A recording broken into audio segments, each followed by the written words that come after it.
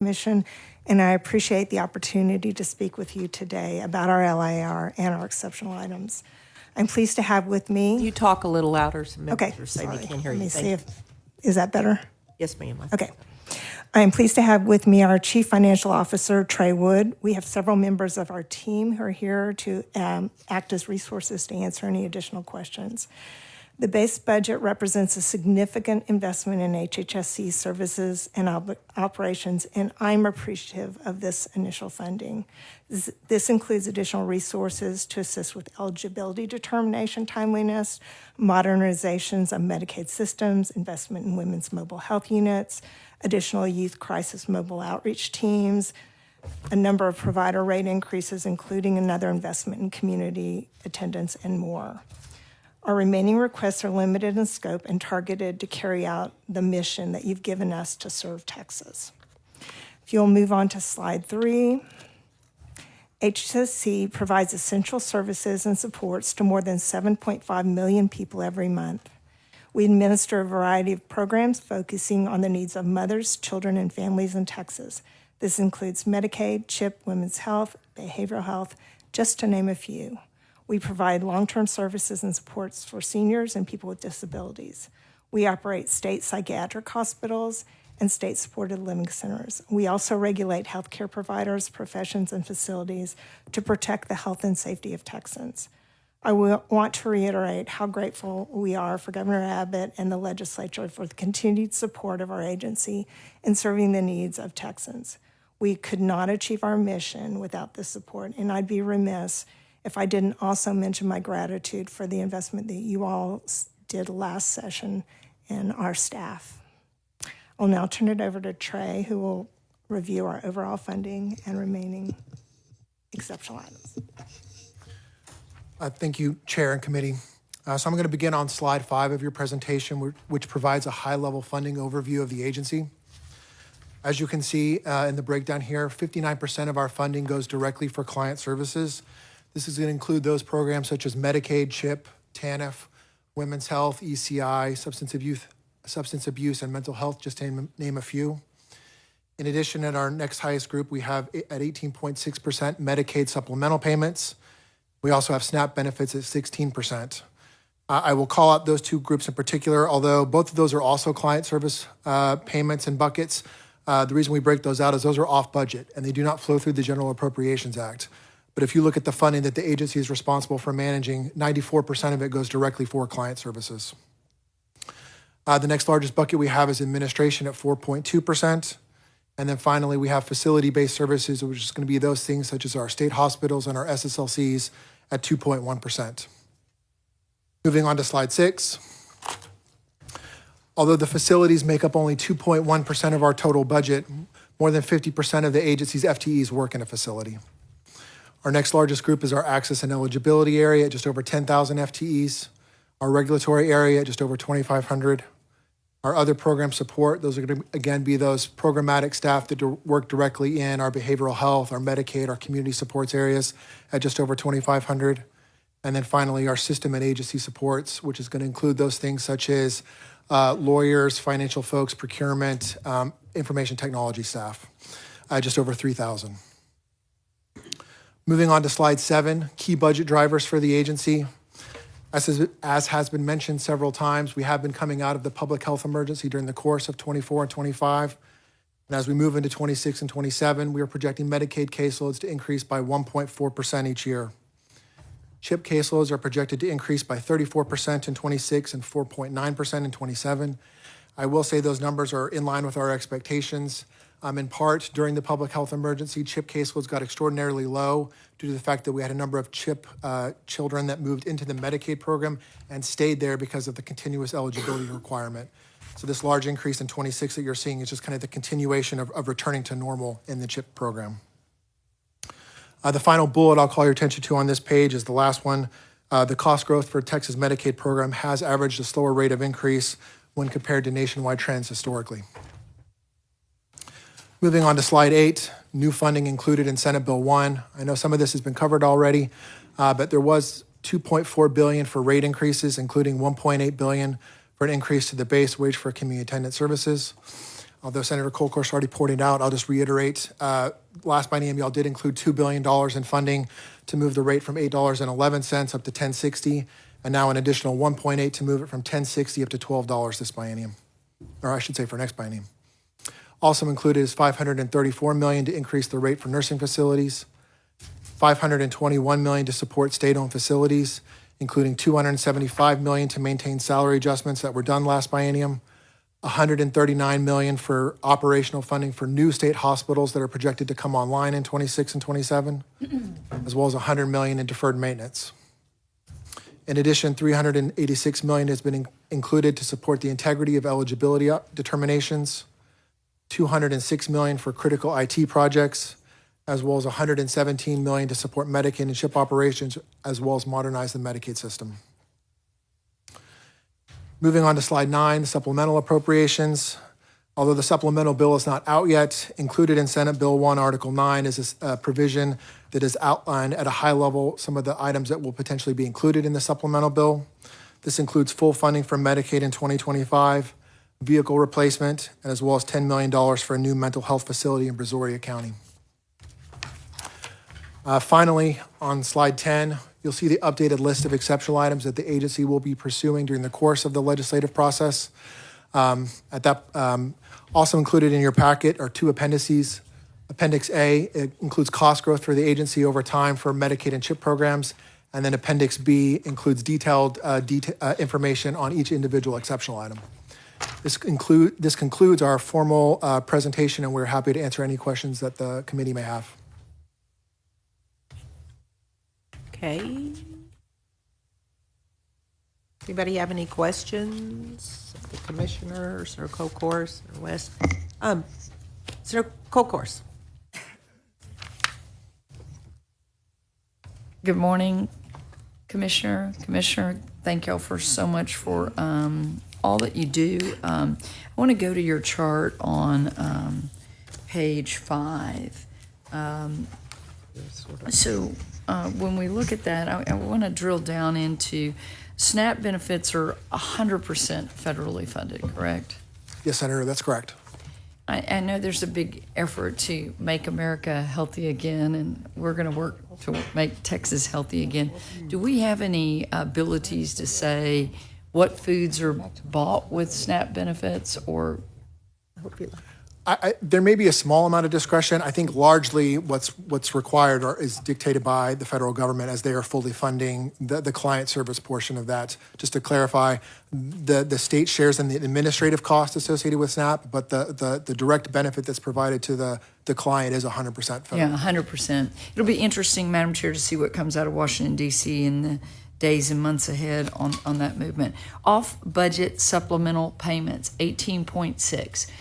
You ran through that pretty quickly. Can you explain to everyone what that is? Yes, absolutely. So those are going to be things such as our uncompensated care program, our disproportionate state hospital program, any of the other directed payment programs that we do that provide additional funding to either hospitals or nursing facilities. Again, all of that is outside of the state budget because it's funded either with 100% federal dollars or a combination of local tax dollars as well as federal dollars. So there's no state funding associated with it. And so when we look at the $94 billion, are those dollars included in it? They are not. So both the SNAP and the off-budget supplemental payments, those are additional dollars on top of it that are not reflected in that $94 billion. Yeah, so I think it's really important to understand, it's kind of like our higher education funding, whether they're getting money from CPRIT or they're going over here to the governor's GURI or whatever, that of the $94 billion, that we do not reflect the UC bucket, we don't reflect CHIRP, we could go through so many acronyms, y'all wouldn't believe it. What do you think that number is? I think in total, if you were to add up all of the off-budget and the on-budget pieces, we're probably looking at a budget that's closer to, I would say, probably $120 billion a year, give or take a couple of billion, which is a wide rounding error I give you. But it's probably 120 to 130 billion a year. That's bigger than some. I'm sorry, 120, 130 billion a biennium. Sorry. Some states, Biennium, countries, 130 billion. Does that include LPPFs? Yes, it does. Okay, so LPPFs are in there as well. And so I think, Madam Chair, when we were talking about last week, when there was a pause put on a lot of the different federal dollars, it wasn't just Medicaid, it was lots of funding streams, correct? Yes, that's absolutely correct. When that issue occurred last week, we were unable to draw down Medicaid dollars, for instance, for about a day, which meant that those payments, which would have included LPPF, would have potentially been impacted due to the timing of when those payments go out. They were not, but we were unable to draw down for about a 24-hour period.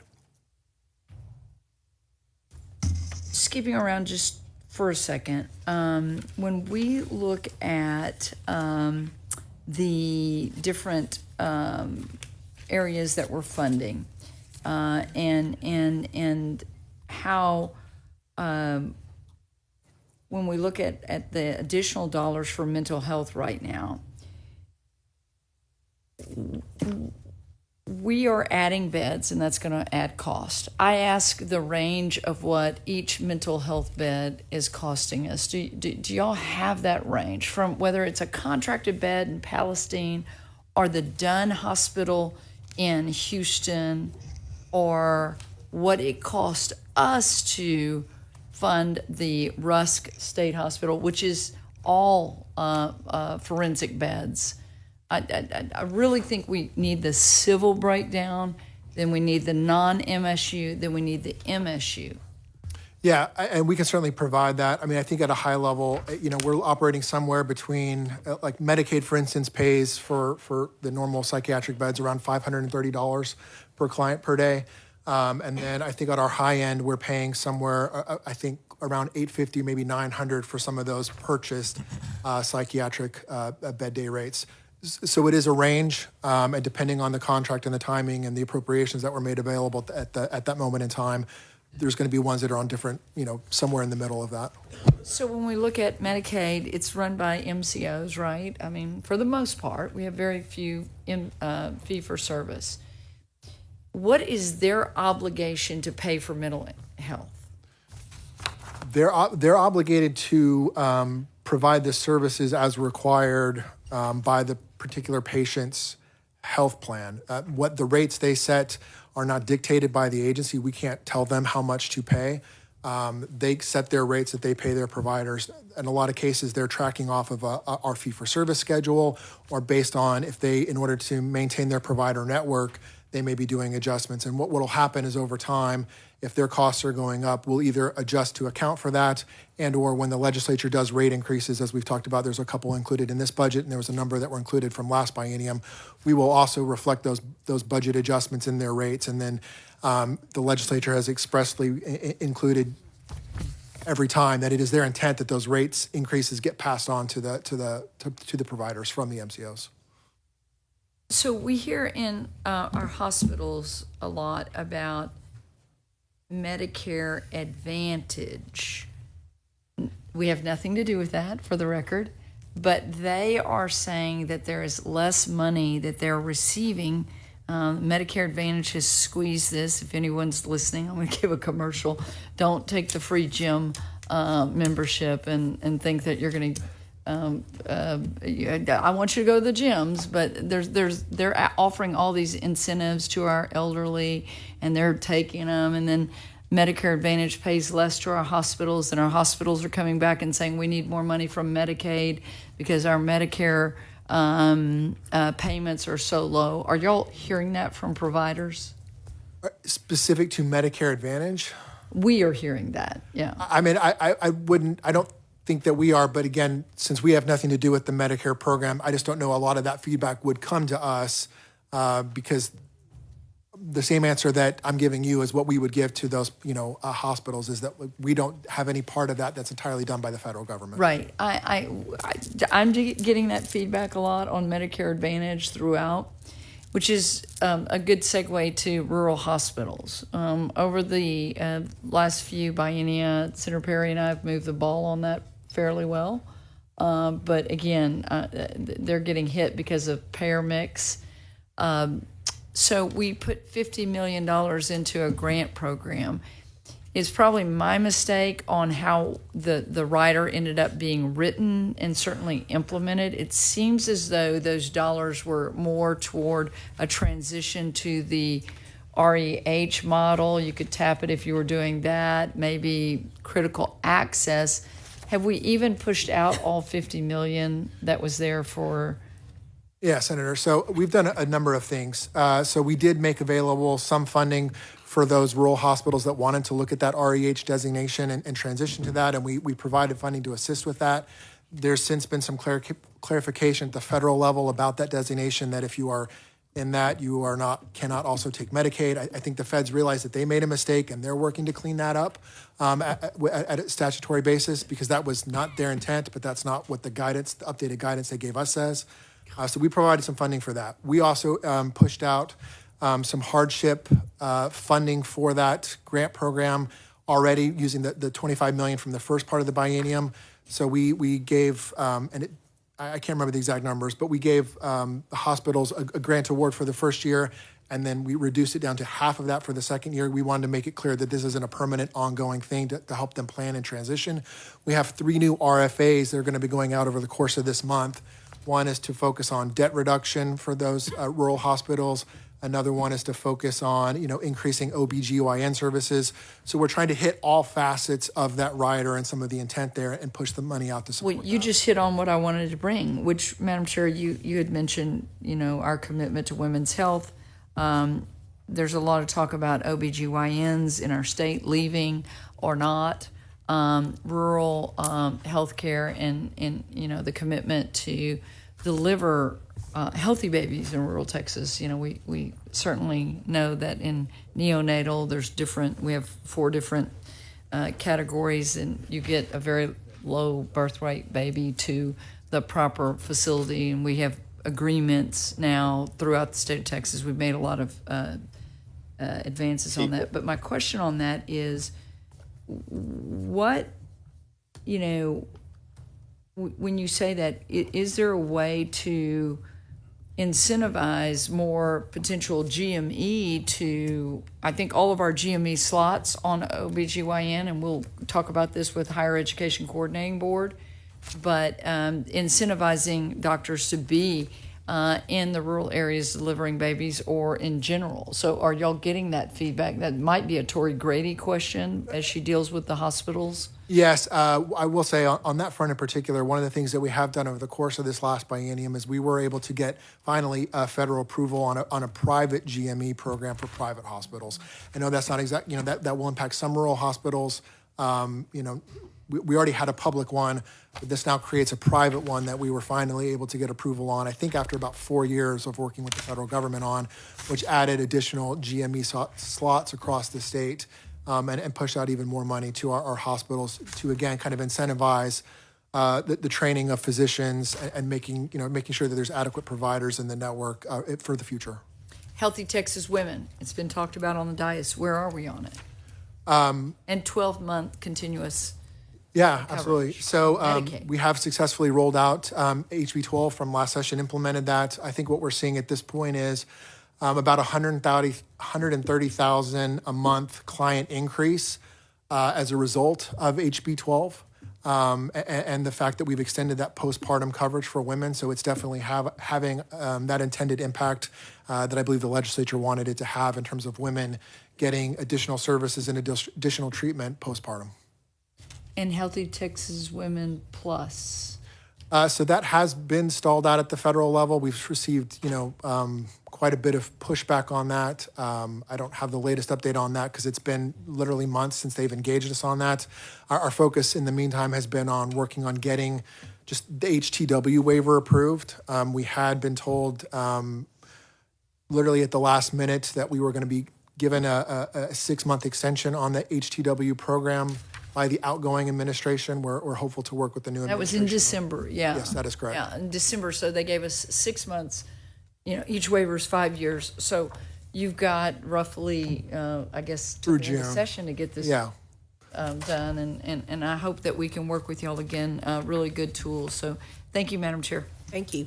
I want to ask you, before I move on, about this recent reports about this staff that your staff that sold Social Security numbers and SNAP cards. Your press release said the impact could be 60,000 plus SNAP recipients. And how long was that going on before it was detected? So, thank you, Madam Chair.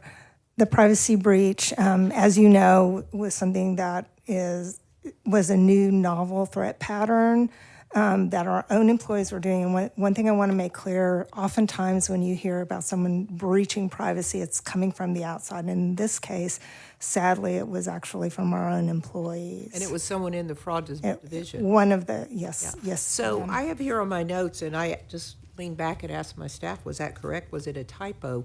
But there are nearly 8,300 Health and Human Services Commission eligibility staff that have access to personal information? That's correct. Let me ask you a question. Do any of those work remotely? Yes, some of them I do. wonder how many. Do you have a percentage? Or how many? I don't know if I have a percentage. Well, we off want the top that of my head. number. Absolutely. I'm We happy want to an get that exact to you. number. I think that goes exactly to your point, Senator Perry, where you have people unsupervised. You never know who's walking through the room and so forth, and they look down and see, wow, you have access to a bunch of Social Security numbers, and addresses and phone numbers. You know what that's worth? I'm assuming it's worth a lot of money. So I just point that out. It caught my eye when I saw that. Then let me ask you this: are those workers? Are they they're working on SNAP benefits, which are federal benefits? Are those? But they're state employees, correct? They're not federal employees. Are they subsidized through federal? There is a cost allocation that's related to our eligibility workers, but they are state employees. Okay, so the executive order that was put out by President Trump would not apply to them? That's correct. That's correct. Okay, I was just wondering about that. Okay, Senator West, you were next. Thank you very much, Madam Chair. I want to visit with you about the EBT and the Thriving Texas Women's Program. Yes, sir. Okay. As it relates to the summer EBT, I told my staff that the agency believes it needs the legislature to designate it as the lead agency in order for the summer program to be implemented. I believe that's correct, sir. You don't have the authority to do that? Well, as the summer EBT program, as the feds designed it, really is a function of three agencies. It's HHSC, it's TEA, and it's the Department of Agriculture. And none of the three agencies has all of the information that is necessary to run a summer EBT program. The way that the feds set it up, it's extremely, in my opinion, convoluted as far as having to have certain databases, being able to share certain information that we don't, for example, at HHSC, we don't have access to the information. And so we will need to make some changes on our side of it. If we get designated as the agency to do summer EBT, we of course we will do that. We will need some additional dollars related to that, primarily related to our notifications that are required in the federal regs. Okay, so exactly what needs to be done in order to facilitate that? So a couple of things I would note. If you all want us to move forward with summer EBT, we will need to know something by March 10th in order for us to begin making the programming changes. Especially if you want us to be the lead. I don't know that something would have to be passed by March 10th, but we would have to get an indication that that is the will of the legislature. Is there a statutory change that's needed?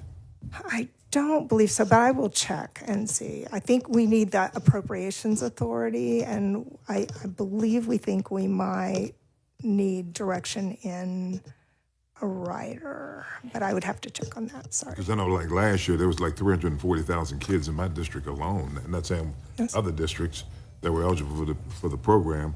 Yes. And the agency basically said it didn't have time to implement the program. Are you aware of that? Go ahead. Yeah, so again, it's to emphasize what the commissioner said, part of the federal statute that came out requires state designate a lead agency. So HHSC can't designate itself. That would have to be something That's that, not the question I asked. I'm sorry, sir. I said last year, there were like 340,000 kids in my district alone, not saying other districts, that were eligible for the program, and we were told by your agency that y'all didn't have time to implement it. It's not that we don't have time. We don't have the authority to unilaterally implement a new program just on our own. That's something, that direction that typically comes from the legislature to do that. So you're not aware that someone called my office and said they didn't have time to implement it? You're not aware of that? I don't know that I'm specifically aware of that, or that the commissioner is. It's just something that the agency doesn't have authority to just. I understand all of that. Yeah. Okay. So it's not an issue of not having time, the issue is not having authority. That's correct, sir. Okay, and you're saying that you don't necessarily need statutory change, you just need some idea from you need some indication from the state that you're the lead agency. And we'll have to have the money to do the implementation. So, 5 million a year. I'm sorry? 55 million a year. Yes. And so are the other agencies getting an appropriation for that? Are the other agencies getting an appropriation? They may have different costs. That is the cost that we estimated based on what is included in the federal guidance related to these funds. Okay, I'd like to work with you on that to get it back Okay, to the finance absolutely. committee, to determine whether or not we can get something done about that. Okay. Okay, Yes, sir. Still asking? yes, I am. Your agency has experienced some pretty significant delays in processing the SNAP applications. Yes, sir. Okay, the Federal Food and Nutrition Services says that an application is considered processed timely if the household has had the opportunity to participate within 30 days of the application for regular processing. FNS ranks Texas at the bottom quarter of all states in terms of processing timelines. What do you need to actually process these applications timely? Yes, sir. So included in our LAR request was additional staffing requests, as well as additional funding for contracts, which the legislature has included in the introduced bill, which we do think will go a long way towards addressing some of those backlogs that we have. Just currently where we stand today, we have around 437,000 applications that have yet to be started. Of those, 255,000 are what we would consider to be in the backlog status. So about 58% of our applications are in that backlog status. But with the funding that the legislature included, we believe that's going to go a long way to us to be able to address that and get back on meeting the federal timeliness standards. Okay, let's talk about the Thriving Texas Family Program. Is it fair to say that HHSC has 4 main vendors, service providers? Yes, sir. Austin Light Care, Human Coalition, Longview Wellness Center, and the Texas Pregnancy Care Network. Is that correct? Yes, sir. And that all these vendors or participants subcontract through this program. Is that correct? The only program that the only vendor that does contracting is the Texas Pregnancy Network. I'm sorry, I can barely hear you. I'm sorry. The only vendor that does subcontracting is through the Texas Pregnancy Network. And how the other vendors, how's that arranged? They do direct services. Why do 3 do direct services and one does contracting? It's historically the case for Thriving Texas Families and Is there statutory authority for that or something? Thriving Texas Families was established in Senate Bill 24 last session. So, Are you asking me a question? oh no, I'm sorry. I'm saying Senate Bill 24 established Thriving Texas Families, but previously the A2A program, which was the predecessor to Thriving Texas Families, I believe was done primarily through rider appropriations. The others were done through rider? Yes, sir. Okay. Your 2024 report on Thriving Texas Families says that the program served 150,000 unduplicated clients. How many of those clients were, if you know off the top of your head, you may not know, were in my district? Do you know? I don't know, but we can look. I'd like for you to get that information, make sure Okay, it's accurate certainly. also. Is the Texas Pregnancy Care Network the largest of the vendors that you currently utilize? Yes. And what does it rank among the four main vendors contractors? It gets about $53 million I won't say a year, biennium, is that correct? I would have to check, just a second. I don't remember off the top of my head. You don't have Hold anyone on there just that can one answer that moment. question? I can get someone up here to answer the question. I'd appreciate it. Still going? I'm going. Okay, you have all the time, but I can't tell because you're off your cadence here. Well, they're answering the question. Okay. Go ahead. Judge, I mean, Well, that's unusual. You let her answer the question. it's unusual, especially if I know the answer to the question. Exactly. Go ahead, sorry. Hey, Good morning, Chairwoman and Senator West. To answer your question, you are correct. TPCN does receive $53 million. They're the largest in terms of dollars of the four contractors. How much of that's indirect cost towards administration? I'd have to get that for you. Yeah, I'd like to get that information. Absolutely. As it relates to this network, do they have the ability to offer grants over $1 million? I'm not aware of any restrictions for the subcontractor amount. Because that's what they're telling providers in my district. And, you know, we've had this conversation before. And the question is, I'm trying to figure out whether there's retaliation by this organization because I called them to the carpet on this particular deal in terms of service in my district. And I want y'all to take a look at that because it appears as though that they're retaliating against the provider. Is there an increase in need in this particular program across the state? Yes, we are projected to serve more clients, and we have steadily increased the number of clients served every year. Okay, and is a lot of the service in metropolitan areas? I'd have to get that back to you, metro versus rural. I'd like to get that information. Of course. Because I'm looking at D12 of your strategy, and it appears as though that there's, Madam Chair, been a What page is that, I'm on page 59 Thank you. Okay. of the strategy. Of the LBB, yeah. There's been a decrease of some $14 million plus in general funds altogether. Is that as a result of federal funding or what? Yes, sir. General revenue funding. Yeah, so the funding from 24-25 to 26-27 is the same. What happened is during the last legislative session, as part of the supplemental appropriation process, y'all appropriated during session an extra $25 million for them in 2023. So that's kind of the adjustment that you're seeing is that was a one-time adjustment that y'all included. And so the funding is staying the same across biennia. It's just that one-time funding that y'all included in the supplemental is not there anymore. And that was for the Thriving Texas Families Program? Yes, sir. And Senator West, and members, you may see that throughout the budget because we did use some of the surplus in the supplemental last time, giving agencies a bump or programs a bump where we could. But then when we started writing the base, it's not included in the base, so it may look like a cut. So there, you'll see that actually in several places in the budget. So then, We kind of got punished for reward for giving, little bumps. It looks bad going forward. and so we Yeah. may be able to consider that during the supplemental appropriation next year. We can consider everything. Okay. I'm saying that's probably why some people are saying we're cutting Exactly. Yes, sir. program. Yes, sir. A couple more questions.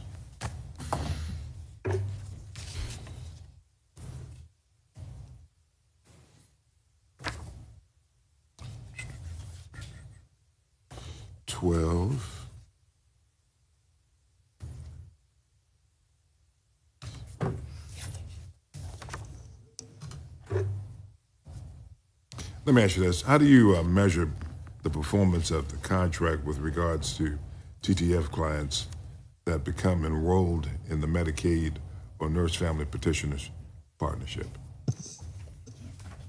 We do No, monitor. they couldn't hear the question. I'm sorry. I'm sorry. You couldn't hear that question?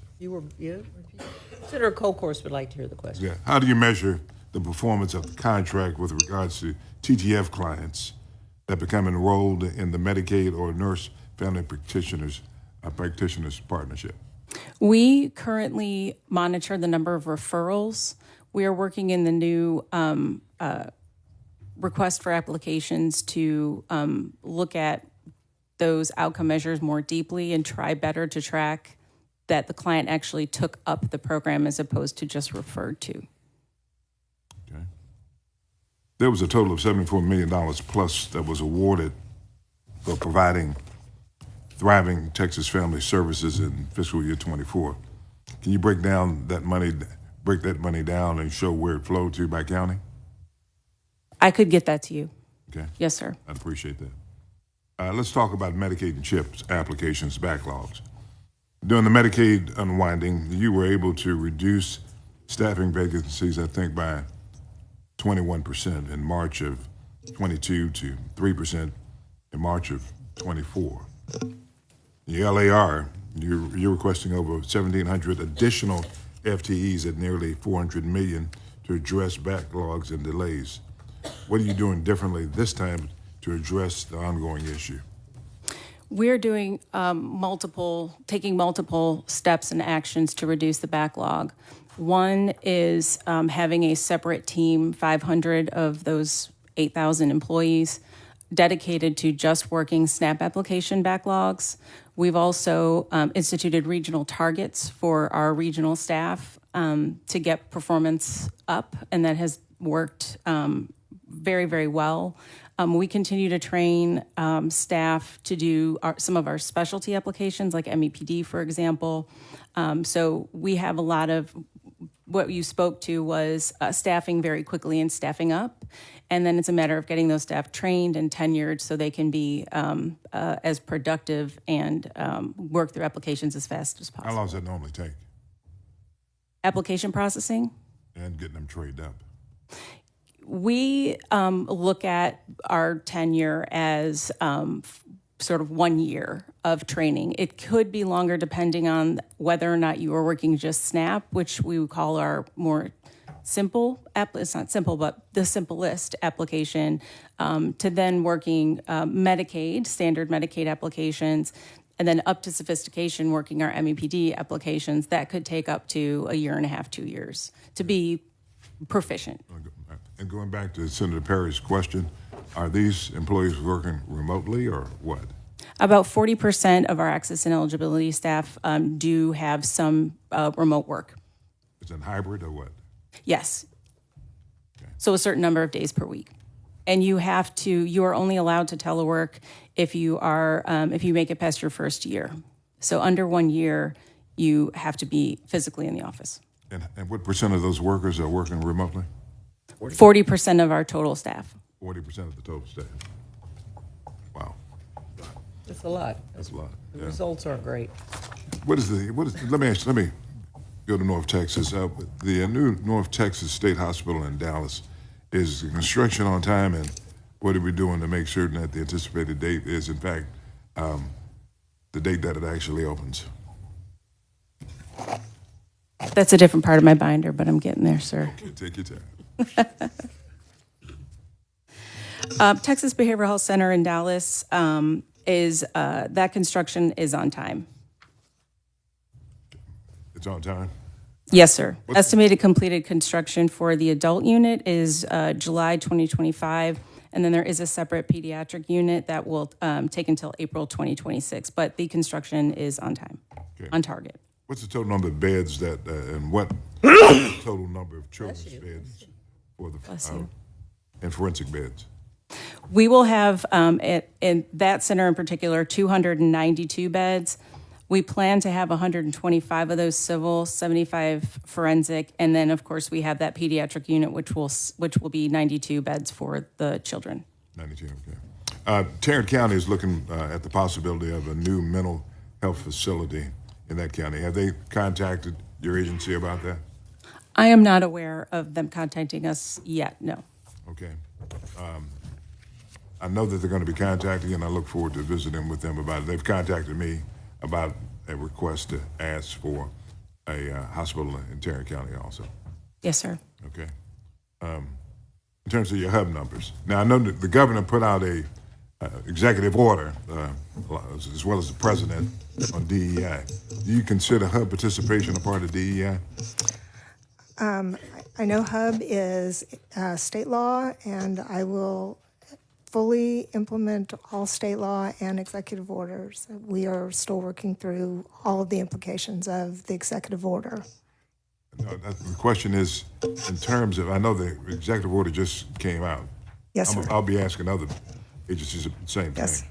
How do you reconcile, if that's the correct word, between the state statute and executive order? So again, we are working through the executive order and what the implications are for us. I can barely understand you. I'm sorry, I can't. Say that again. I said we're working through implementing what the executive order says and how and all the implications of it. It's still fairly early, so I would be speculating at I this think she's moment. saying she doesn't know. I don't know. Would that be a fair? That would not be a trying to fair speak for you, but characterization. No, just that's trying to correct. take the I lead. know historically you guys have had Black History Month celebrations over there. Is that correct? Yes, sir. Okay. Is that being prohibited by the executive order, or do you know? I don't know. Okay. So those programs can still exist in your shops. Is that correct? Again, You're not preventing them at this point in time from no longer having those types of celebrations. I don't know. Not at this time. You know, or any other ethnic celebrations, like Hispanic Week or anything like that. Not at this time. And when do you think you're going to know about it? I don't know. Again, we are looking at the executive orders and trying to see how they comport with the activities that we're doing. And we will, of course, as I said, follow state law. I understand all of executive that. I know. That's a good catch-all right there. But I'd like to know exactly how you guys are going to be rolling that out Okay. before we conclude the budget, okay? Absolutely. Thank you. Thank you very much, Madam Chair. Senator Perry. Thank you, Madam Chair. I'm going to be kind of all over the board on different subject matters. First one, on all the pass-throughs that didn't go through our budget, does the feds pick up the administration cost to the state on those, or does the state out money to administer those pass-through costs? Yes, sir, that's a great question. So actually, Vice Chair Hinojosa passed a bill in the 2019 session, Senate Bill 2138, that allows us to charge a fee to administer those programs. So we charge a fee to an application fee.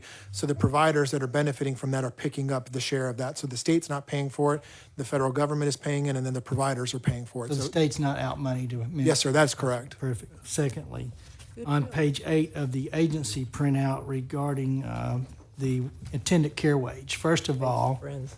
thank you, members, for addressing the attendant care wage. And I still look forward to kind of looking at the complications that come with the different classes and kind of why they exist and if they still need to continue. But welcome increases back-to-back sessions. This is going to get it here, and LBB will probably need to weigh in on this. In our last round, we went from 815, 811 or something to 1060. Only to find out that the employers of those attendant care people found out that the FICA tax, specifically the 7.65% of that 811 to the 1060, was not paid for by the state. Now, I've had numerous conversations, Zooms with the meeting, and LBB has had a conversation that historically that was never the case. So historically it was, but we're mentioning semantics, I think. There was an admin fee that used to absorb FICA taxes and other health benefits or other benefits to the employee. That rate had not been adjusted since 2005, I believe was the last time. And when we increased the wage, they ended up eating the FICA tax or an already depleted admin rate. So I just want to make sure I'm not weighing in on, well, let me back up. I think if our intent is to get a $12 an hour, I don't think it should cost the employer. But that said, I think the House accommodated some kind of rate change versus ours. At the end of the day, I know that Chairwoman here is going to work through the math and get it where it needs to be. But to date, is it the agency and LBB both's intention that going from 1060 an hour to $12 an hour, the 7.65% employer portion of FICA taxes to be paid on that will come from the state monies or the admin fee that the state pays and not with an increase. In other words, is the employer, the attendant care employer, is going to eat again that portion on the increase in dollar for dollar wages? What is the current landscape and where are we at? Either side. Yes, sir. I'll happy to start. So I think you kind of talk a little bit about it over time. So that the FICA and the other components of it have been included in that rate. I think over time, as the providers have seen kind of cost growth and inflation is kind of eaten into that. So although it's still kind of calculated in there, I think their buckets kind of shrunk, and they're eating it now, but it's always kind of been there. When you look at what's included in Senate Bill 1 versus the House's version of the budget, they have included a percentage increase related to that to address the exact issue you're talking about, sir.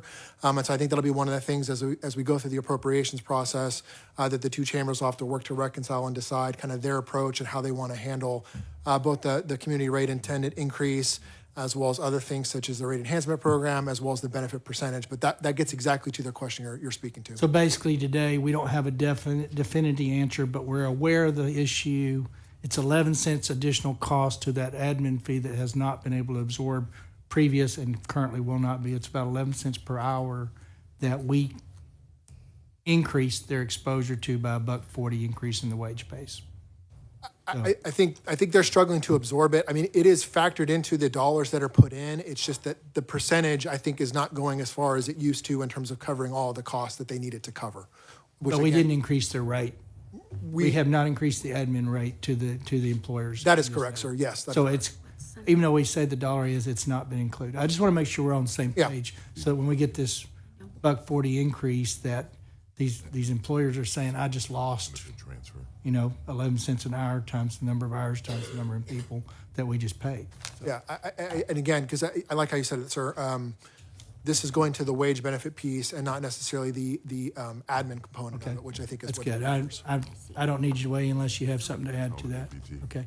Second question is, you disclosed something that I was not aware of. The REH designation that we saw as kind of an additional critical care access network that was going to help rural hospitals a lot. You're now saying that they've revised the interpretation of what the intent was, and you would lose Medicaid funding if you were under that designation? Yes, sir. So we received guidance from the federal government just a few months ago, kind of clarifying that transitioning to that designation ultimately means it's not supposed to be hospitals that are in the Medicaid program that are using that designation. The feds, a number of legislative offices at the federal levels have said, whoa, that was not our intent. And they are working through that at the federal level to do a statutory change to correct and fix that, because I'm not putting my own intent on this, but my understanding is that the goal is to help rural hospitals and make it easier for them to stay in business, and that potentially would have the opposite effect. So they're correcting the interpretation? Yes. So that I think they're going to correct the statutory I provision. can't think of a rural hospital that would have been intended target that couldn't stay in Medicaid, because that's a large share there. So Yes, sir. next question. On page 17, you talk about growth in programs, exceptional item number 1. Fast forward over to exceptional item number 7, 23. The question becomes, do we, and again, it's 1,000 slots is kind of our conversation. That's the target. And that's great, and I would ask, at some point, we've got to kind of revisit how we're going about some of this process, Madam Chair, and it'd make a good interim story. We kind of did that with attendant care. We talked about coming back and addressing attendant care. We've gotten to a good place. I'd like to see an interim study on the interest list conversations that we continually have and work on some of the most vulnerable. I think that smart minds can figure out a better way to get to where we need to be. But that said, the question is page 23, the exceptional item have to be funded in addition to what's in the base to hit the goal of the 1,000 reduction in weight interest list? Yes, sir. So exceptional item 7, and I know I told you 1,000 on Friday, so it's closer to 1,200. Okay. So it's additional 1,200 slots over the course of the biennium. But yes, in order to add those additional 1,200, exceptional item 7. So to be clear, we do not hit our 1,200 if exceptional item number 7 is not funded. Yes, sir. That's correct. If we don't fund it, what's in the base? I don't know the exact number off the top of my head, but we certainly have that. I just don't have it. That's okay. I mean, you can get it to me. Yes, sir. All right. And then last question, big picture, not looking for huge details, but we understand the procurement process and where we're at in the state. And I'm not getting into the weeds of how we got there, or who's right, who's wrong, don't care. I think we're going to get to a good place. I appreciate y'all's energies and efforts. Madam Chair's on it, and I trust that we'll have lots of conversation to fix the largest contract in Texas, about $120 billion, right? So it's a large deal. But the status is just broad view for the members that are not in HHSC world. Broad picture is it's been put on hold basically for the legislature to work through. Let's just assume. Yes, sir. What happens if the legislature doesn't work through it this session? Where do we get to? Certainly. So it is on hold until after the legislative session. We have an appeal up to the 15th Circuit. I had it. I was looking for my You document. getting a nod back there? 15's good. Yes. Okay. Good. Yay. Yes. I think she. Court of Appeals. Yes. And they will decide. They will rule. Depending on what happens there, it will go back to court in Travis County, and the hearing will happen. I think they originally set the hearing for July. The judge originally set the hearing for July, but I'm guessing it will be postponed because of the circuit court. So is it fair to say the courts are looking to us to try to come up with a better solution? Is that fair to say, or your appeal's not? Your appeal's saying that you've got it right? And Yes, sir. And we don't know about that ruling probably, but maybe July or maybe extended. Yes, sir. Okay, all right, fair enough.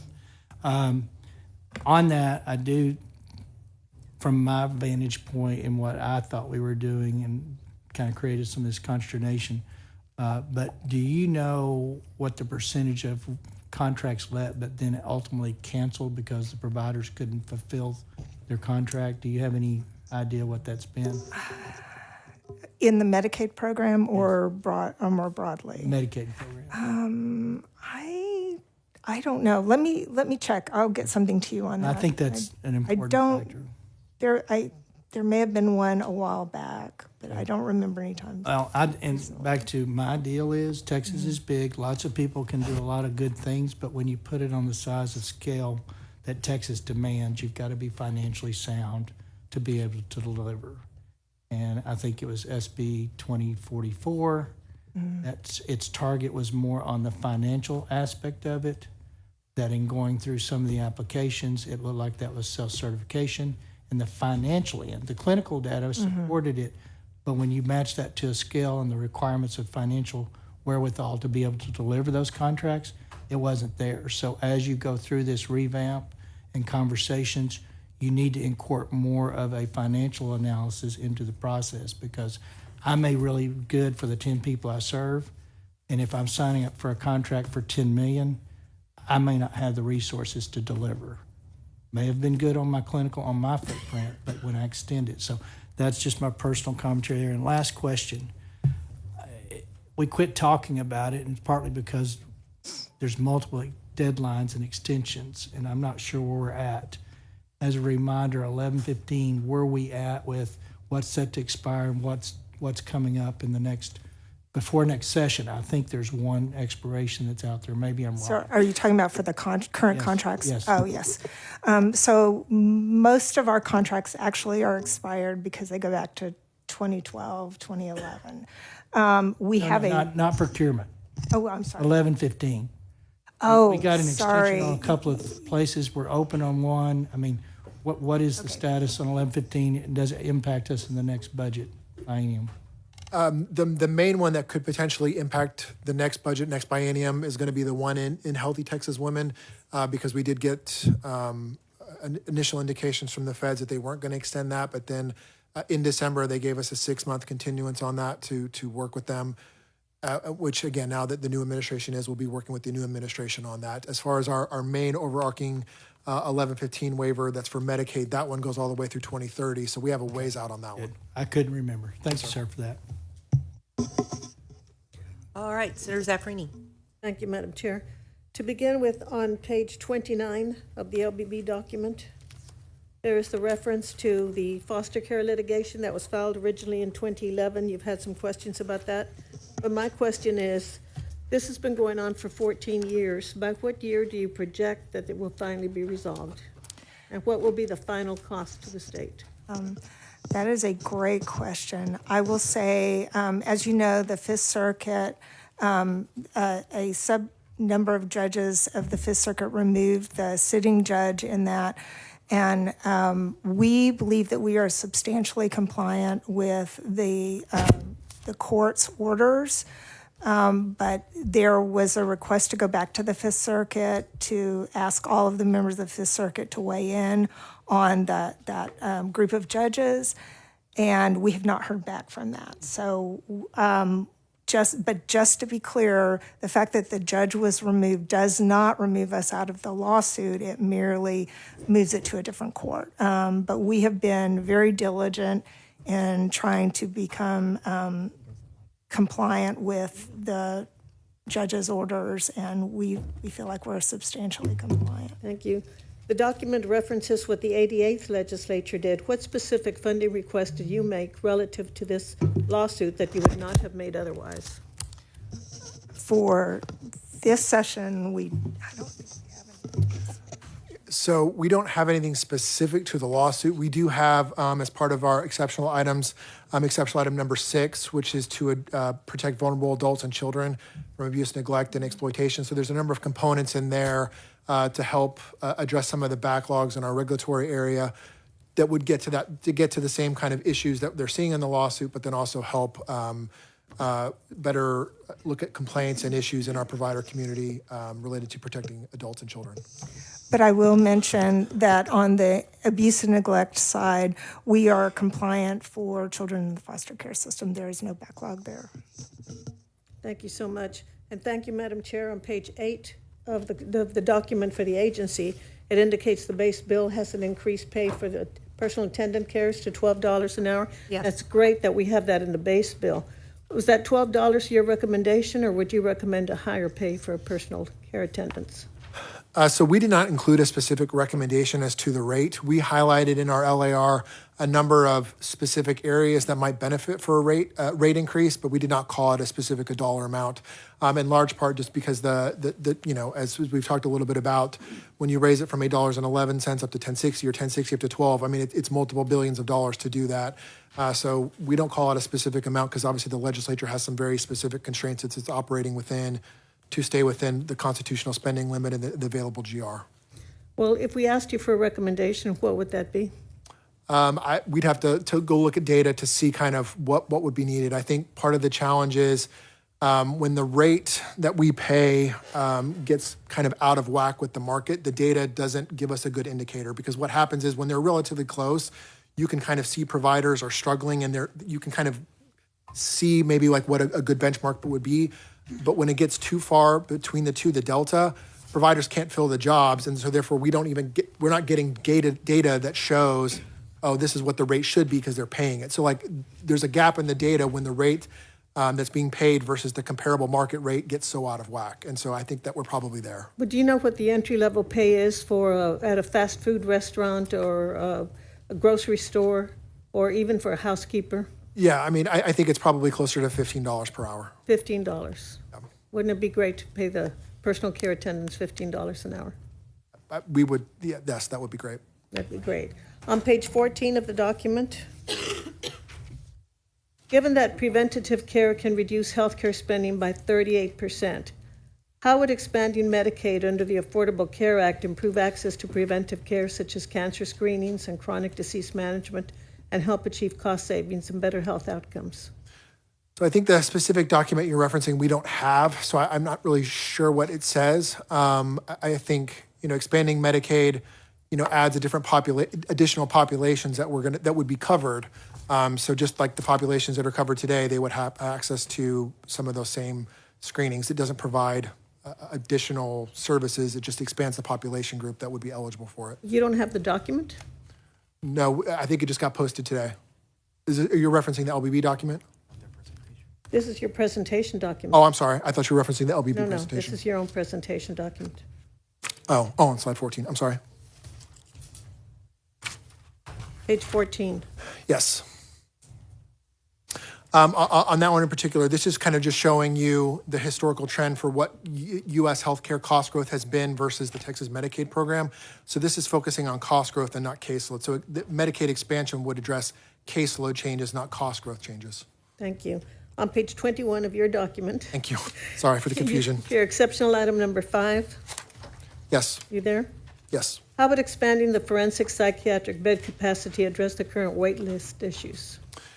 So that's definitely, it would definitely help with that. As part of what the legislature has done over the last few biennium, they have added over 700 new beds across the state to substantially reduce the wait list for some of those beds.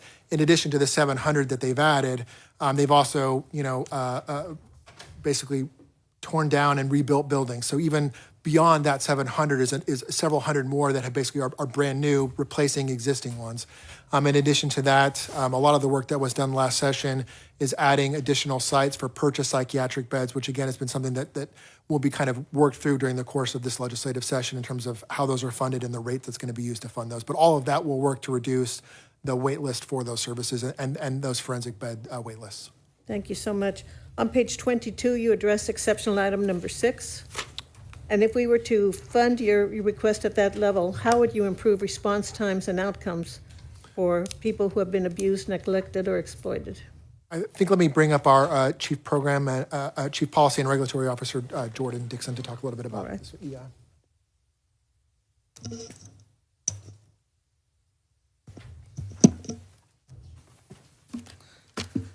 I'm sorry, Senator, can you repeat the question? I said it's about exceptional item number 6 Yes, on page 22. And I said if we were to fund your item, number 6, how would increased staff and resources under this item improve response times and outcomes for those who have been exploited, neglected, or abused? Well, right now we have a complaint backlog of almost 15,000 complaints. Almost 6,000 of those are abuse neglect related. And when we say backlog, we mean they've been open for 30 days or longer. So funding this item would allow us to respond within the required timeline for priority 1, imminent threat, that's 24 hours. It would allow us to close cases timely. And in terms of outcomes, right now, because we have so many open abuse neglect cases, there is the chance, or I would say the likelihood, that there is a bad actor out there who maybe was fired for abuse neglect from one operation and is freely moving between other operations because they're not on our employee misconduct registry. So I would think that the outcomes would be better protection and also holding providers and bad actors accountable. And if we were to fund this request at this level, do you believe that it would cost less than not funding it and then having to deal with additional costs because we didn't fund it? I think if we don't fund it, the backlog will continue to grow and we will continue to miss bad actors and not be able to respond to all of the complaints. I don't know if I can quantify what the cost of not doing that would be. I'll bet you could if you tried. Thank you. On page 23, exceptional item number 7. Can I follow up on that? Because I'd like to discuss this. So how did it get like this? So, did we meet your request in the past, or is this kind of new as the population ages? it is. What's driving this? Because I'm very concerned about that backlog. Yes, I do want to acknowledge last session there were significant increases, particularly in our salaries. So last session, we knew that we do not have enough staff for some providers to cover the level of workload, but we did not want to ask for more staff when we couldn't fill the positions that we had. Okay. So based on the investment you all made in our salaries for our frontline survey staff, from last session till now, our vacancy rate dropped from 12 to 4% among our frontline survey staff, which is unprecedented. And during session, we had 68% of our staff out in the field because of the churn and people in training, and now we have 83%. So because of that, we have reduced our backlog of surveys by almost 46% since last session. Our complaint backlog has gone up 15%. And how old are some of the complaints? As you said, We 30 have days some- is called old, but what do, or We have, for our HCS providers, which is our number one priority, we have about 1,200 that are more than a year old. yeah, that's not good. And I would also just point out in the last, from FY23 to FY24, while our total intake increase for long-term care providers only went up by 2%, our priority one intakes went up by 34%. So we're just getting more and more of the worst kind of complaints, which is drop everything else and get out there, and we're kind of neglecting everything else because that's all we can keep up with. Well, Senator Kokars, I hope you'll work with them and get a handle on this, because I think we would all agree this is unacceptable. Can I follow up? Yeah, do you mind, Judy? No, certainly not. recognize Certainly not. this. I'm sorry. Yeah, go ahead. I know, I think on page, I'm sure we're on page 23. 23, which is, I'm sorry. It's 22, exceptional item 6. 22. Page 22. 22. Exceptional item 6. Right, and I'm going to scratch that out. Is part of that funding, Jordan, for SB 1849 from last session? No, ma'am, that was fully funded in the base, which we're very, very grateful for. Okay, so when you talk about there's people floating out there that are not, that could be going from job to job, it's because we haven't investigated it and been able to put them on for lack of a better term, everybody understands, pass the trash. Okay? Yes. Is that correct? CMARC is the, See, and I know that y'all have an exceptional item on that, so that's kind of a side conversation to this. But when you said that complaints are more than a year old in the HCS, that's the Home and Community Services waiver. That's 3 and 4 bed waiver homes. That's our IDD population. I mean, all of us have had them in our office saying they need more funding for their staff and so forth and so on. yes. I know that at our state supported living centers, if you have abuse and neglect or a priority one, we don't wait that long.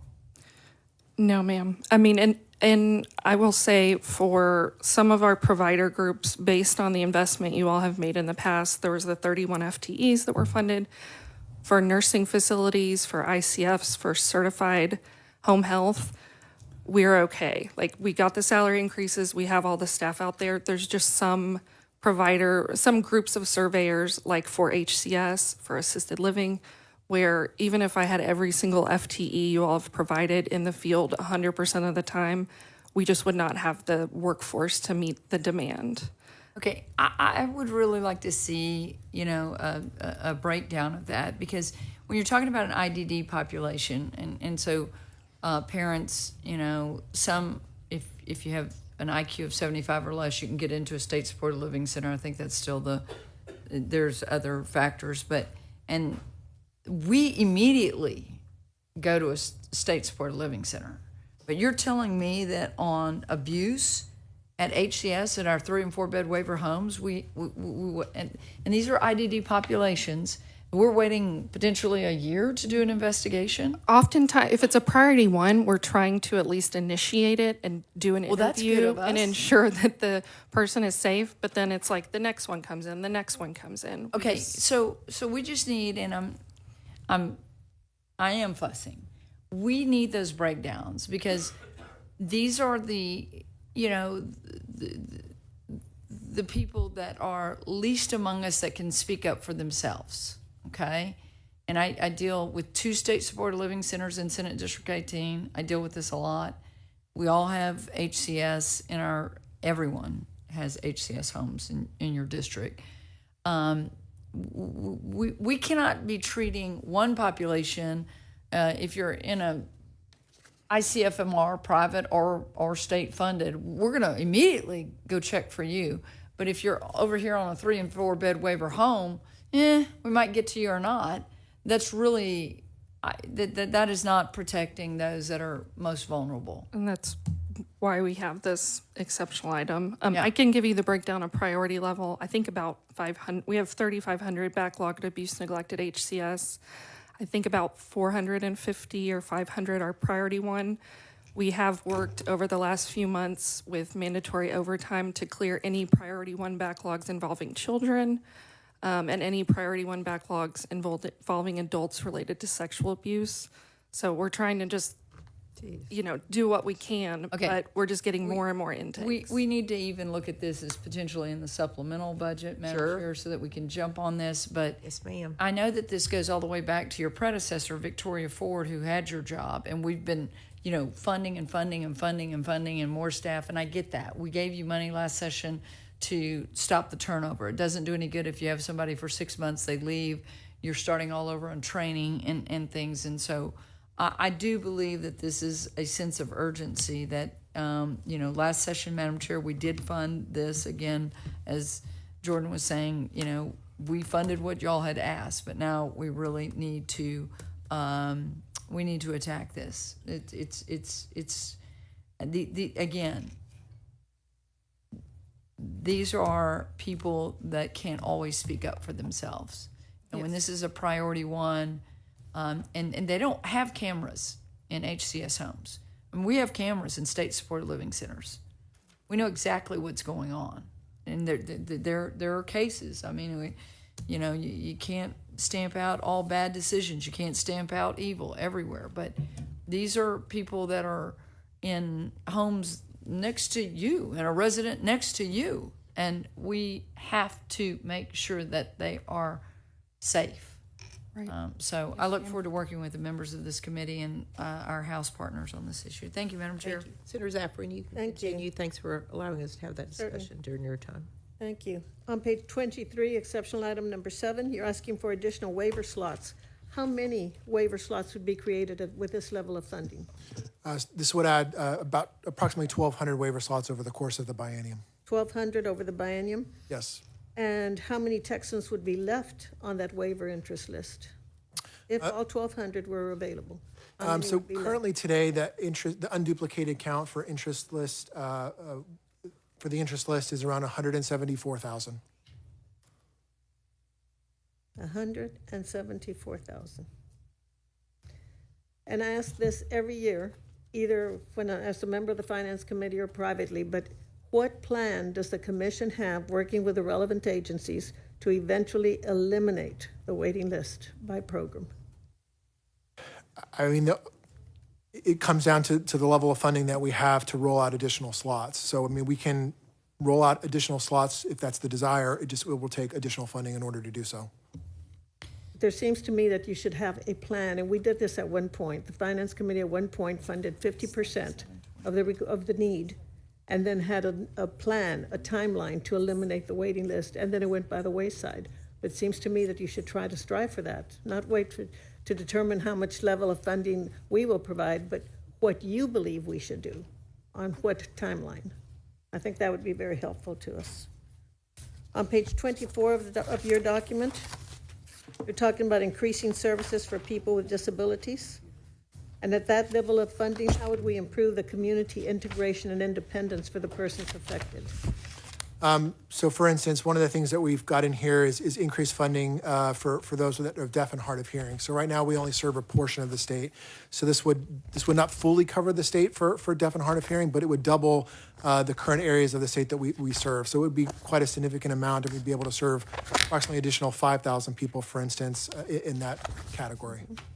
Thank you. Regarding the issue of remote work, how does the commission work with the different agencies in terms of developing best practices or policies for working from home? So I think one of the things that we've done internally, because we've looked at what guidance is available out there, either from other agencies or just nationwide. So we have a pretty robust policy that addresses telework. We've talked a little bit about it already, but let me kind of dive into it. So we have kind of 3 levels of staff at the agency. We have the staff that work in the state hospitals and the SSLCs. Obviously, they're not teleworking. They're in the office every day serving clients. Then we have our mobile workforce. A lot of that's going to be under Jordan's area. They're going to be out traveling on the road, going out to do the investigations, meeting with providers, those type of things. And then we have the staff that are available for telework, doing some kind of hybrid approach. When we go through that, our access and eligibility area is the largest area that would be available for that. As we've talked about, you're not even eligible to do that until you've been in the role for at least a year and you've demonstrated that you can meet the performance metrics. To go through that process, you have to go through an approval process, and it outlines the requirements that you have to meet. It addresses things like a second job, protecting the information that you have available at your house, making sure that things are safe so that it's not just open and available. But part of that is it has to meet the ongoing business need of the agency. So if at some point it gets to this is not working, we can revoke your ability to telework with 24 hours notice, and you're required to come back into the office. So that is something that we actively monitor, and the access and eligibility is a very good area because to talk about this because they can tell you the number of applications that this individual has touched or the number of tasks that they have completed. So we're able to monitor the performance levels of the staff to make sure that they're still meeting the same benchmarks teleworking as they would be in the office. In addition, what we've seen is for certain jobs, we have some call center type positions. A lot of those used to be heavily based in the Austin area. We've been able to push out some of those positions into districts across the state to less expensive areas that have better workforce, and we're able to better fill those positions. And so over the course of the last 5 years, we've been able to push those out of the state office area here in Austin out to various areas across the state. If you have personnel working at home, does that mean that you could also hire personnel from outside the Austin area for a state agency? That's absolutely correct, and that's definitely something that we have done. That's good. How do you deal with the use of telephones and computers, so getting supplies, et cetera, for people who are working remotely? So obviously for their computer, they get issued the same device that anyone else would be issued. And when they log in, they're in a secure connection, so they have all the same security protections as someone sitting in the office. They can also, unfortunately, we have the largest amount of lease space across the state. So they can go to a lease office or one of the regional offices if they need to get those supplies so that they can perform their function just as they would if they were sitting at their desk. Another thing I would add is during the course of the last session, we are in a new building. But y'all were scheduled to build a second new building on our campus in North Austin. We worked with the legislature during the last session to get that funding unappropriated from TFC because that new building on our North Austin campus was no longer needed. That saved the state about $170 million in terms of construction cost because of the fact that we were able to use telework more effectively and reduce those costs. We've also shrunk our lease footprint. Although we still have a number of lease spaces across the state, we have reduced the number of leases that we have because it just doesn't make sense anymore in the new environment. That being said, all of our forward-facing client service offices are open 5 days a week and available for clients to come in. Those are fully staffed every single day, so there is no diminishing impact to the client that needs to have that face-to-face experience. Good. What about telephones? Do they use their own phones, or do you provide cell phones? So it depends on the nature of the function. So a lot of it, some of them will get state-issued cell phones if they need to. A lot of them, we use Microsoft products that have kind of a soft phone built into it already so that they can use that themselves. So they're using a phone, it's just through their computer as opposed to, a more traditional phone that Thank you. And do you have figures related to whether you are spending more or less on supplies? I don't. I'm sure we could take a look at that and see. Do you have data indicating the level of customer service and customer satisfaction comparing those who are working remotely versus those who are working in person? I'd have to meet with our various areas and kind of see what's available on that specific question. Very good. Thank you. Thank you, Madam Chair. Thank Senator Hinojosa, and then Thank you, Madam Chair. I was going to say good morning, but more like good afternoon. Yep. May get to good night at some point, so we'll see. Hopefully not. And I just want to follow up on a question that was asked by Senator Perry, and this relates to the recent Star chip procurement litigation that's going on. And you explained the status of the lawsuit and the procedure to follow in the event that the legislature didn't address this issue. But the finding by the State District Court were very critical of the commission itself and the process it followed and the different factors it ignored, including the issue dealing with violations of the statute. Have you taken any other issues or any other action to try to correct, or what changes do you plan to make as a result of the findings they were made by the court. So, Senator Hinojosa, can you hear me? Sorry. Sorry, can you hear me now? Yes. Okay, great. So while the court did make some findings, we believe that we followed the law, and we are appealing that decision. Of course, we will have to go through the litigation. We'll have to see what the circuit court says. And then, as you know, that was for a temporary injunction, and we have not had the final court hearing, which we will have at some point, depending on what happens at the I know there's a difference of opinion, appeal. but many of us in the legislature believe that the court was correct and agree with their decision and their findings.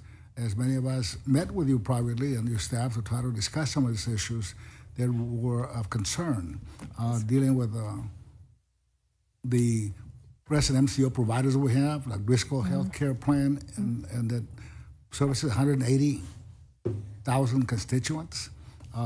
They've been there 20 years, and the level of funding they provided from their own resources, such as $10 billion a year locally in South Texas. So those are factors that are very important in the process itself. But let me ask, I guess in that respect, I know that we'll be looking at issues and legislation this session in trying to come up with a solution that will provide maybe a better process to making the right decisions, or what I would consider the best decisions in the best interest of the constituents that are being provided health care.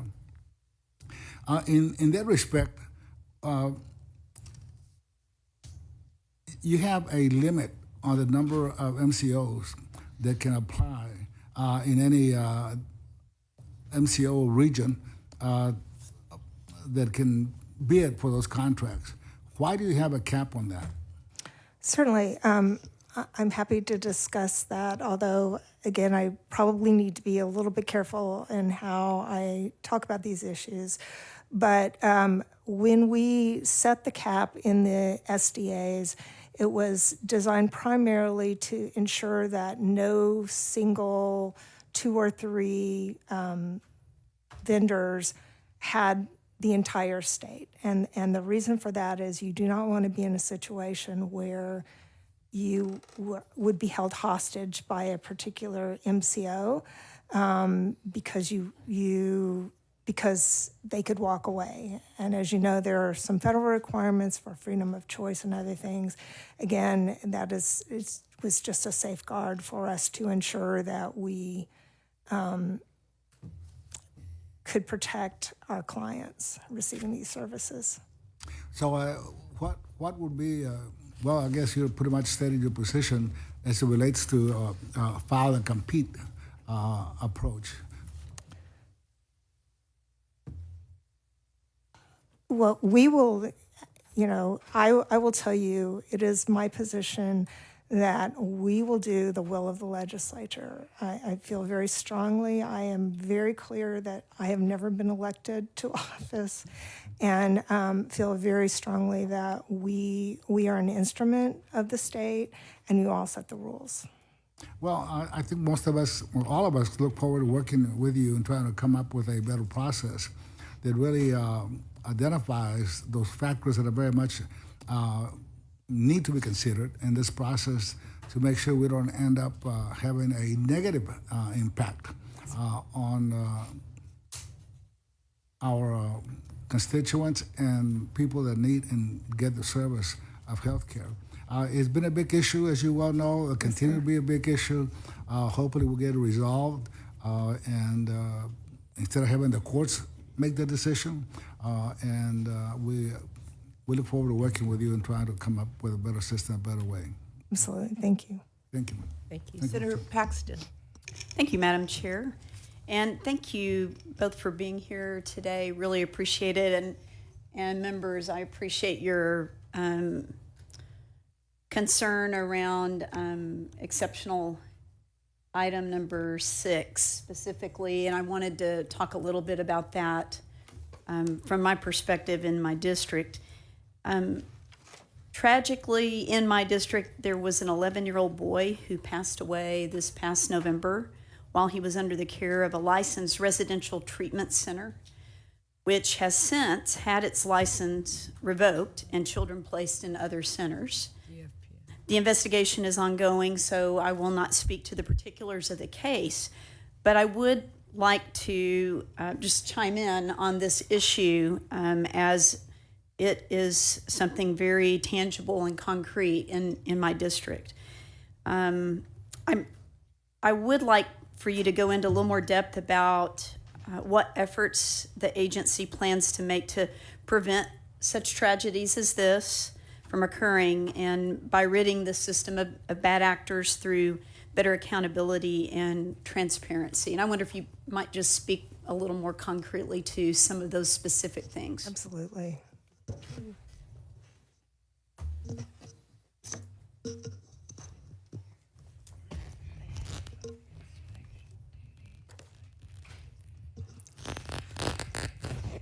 Hi, Senator. Thank you for the question. So in terms of residential treatment centers, we are, this is going to sound a little counterintuitive, but we're undergoing a process of reviewing all of their regulations, rules, policy guidance, et cetera. It is voluminous, and I think our staff, when they go in for surveys or annual inspections, we have so many rules that they can only do half of the rules each year in terms of determining compliance. So we are very focused on reducing the regulations to focus and allow our inspectors to focus on more concretely on health and safety. We also work very closely with DFPS when there's an abuse neglect investigation in a child care setting that is done by DFPS. We've been working for the past year and a half with them on how do we share information about risk, how do we determine when we also need to go out. So that is certainly a focus of what we're working on. Can you elaborate on, you can only look at about half of the regulations? Yes. How do you decide which half? We just What's getting left out? We just split it in half. So we have, 5,000 regulations. 1 year, we go out every year. 1 year we assess compliance for, sections A through K, and the next sections L through P. I'm making up the letters. So I worry that the focus both for providers and for our staff is on maybe not value added versus being able to, instead of having to hire 2 compliance officers and an attorney just to know what the requirements are, much less how to comply with them, working more closely with the providers to focus on those essential health and safety issues, a lot of the behavioral health issues that they're seeing that are growing. And we've also just started talking with providers more frequently about what sort of technical assistance and additional support they may need to comply with our requirements and to treat the higher level of need that they're seeing. Well, and members, I would say this is kind of the state of the situation in government generally, right? We add regulations, we rarely call out. And so I think we need to give some support to paring those things down and making sure things are not obsolete. Yes. And focusing on health and safety. Specifically, in exceptional item number 6, which is on page 10, it designates $31 million plus of general revenue to protecting vulnerable adults and children from abuse, neglect, and exploitation. How specifically would the funds be used to accomplish that? So the vast majority of this exceptional item is focused on our long-term care settings. So it would be children in HCS group homes, children in ISS, which is like dehabilitation. A lot of people in group homes go to dehabilitation services during the day, and that's where we have significant backlogs and complaints. In our regulatory enforcement area, we have backlogs in, even when we get through the investigation, we've started to see backlogs in processing people to put them on the employee misconduct registry. And in one of our items, one of the subcomponents of this exceptional item is focused on child care administrative reviews specifically. So when a child care operation is cited for a deficiency that they disagree with, they can ask us for an informal review. And our backlog of those has grown from 200 to 1,600 in the past year.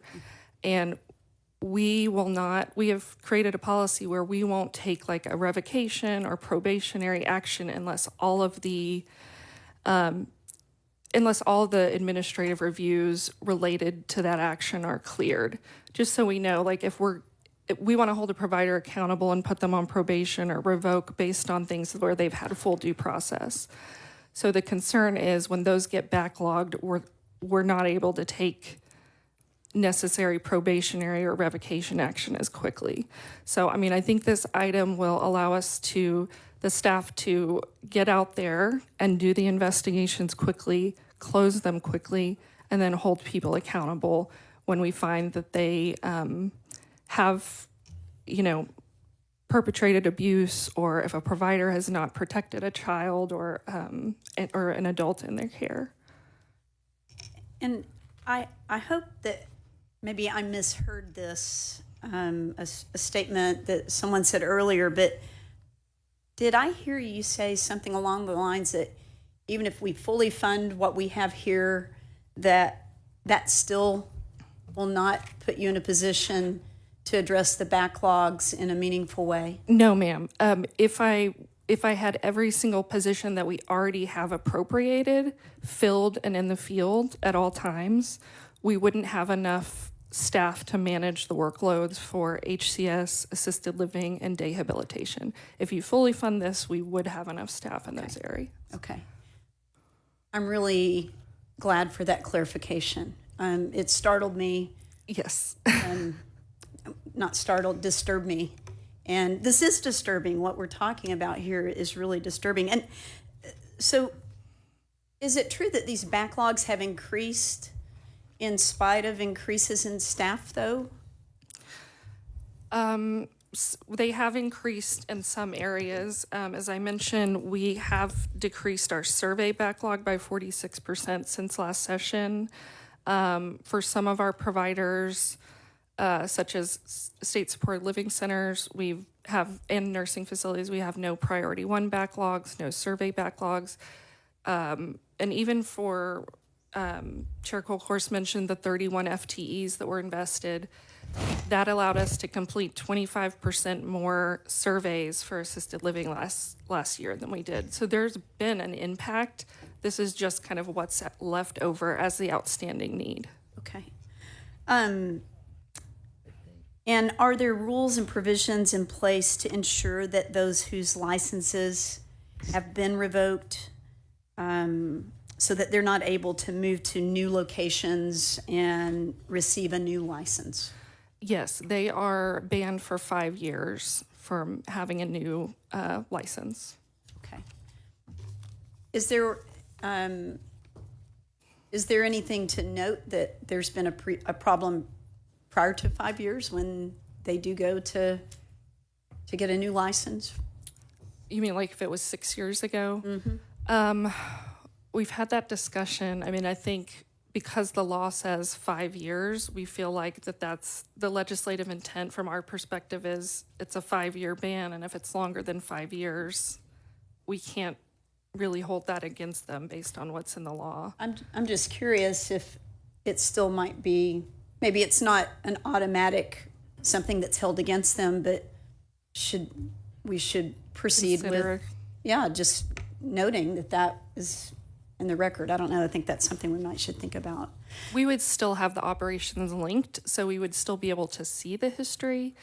I think it's just what is our authority and what's the legislative intent and how we consider anything beyond 5 years in terms of determining whether to license them or not. Sure.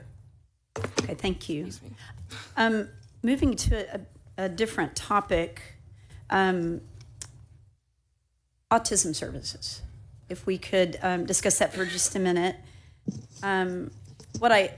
What I'd really like to kind of focus on is what I understand to be the utilization rates in Medicaid. Early autism, when early autism is treated, we have better results for our children or families, and I think the science is becoming more clear on that there's a strong link between better long-term outcomes the earlier treatment is begun.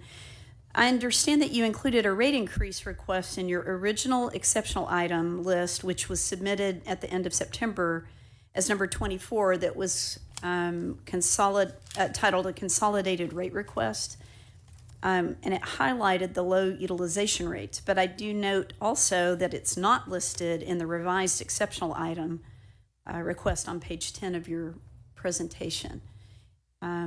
Is that combined into something else, or did it just not make the cut? Or No, so what we did is, because the legislature did make so many significant investments as part of the base bill, where they went through and did a number of items, we removed either items that were fully or partially funded.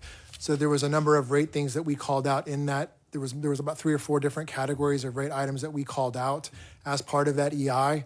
And so since a number of those were addressed as part of the base bill, we pulled that item.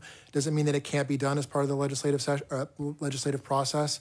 Even during last session, there was a number of items for rate increases that were done that were not something that was driven by the agency, that were driven by other factors. And so it's something that still can be done as part of the process. This wasn't unique to the rate item, but we had over 24 items when we started, and then based on everything that was included in the base bill, we pulled items that were largely completely funded or partially funded and pulled them out just to simplify what we were going through during session. I do want to make sure that all the members understand about these low utilization rate numbers, though.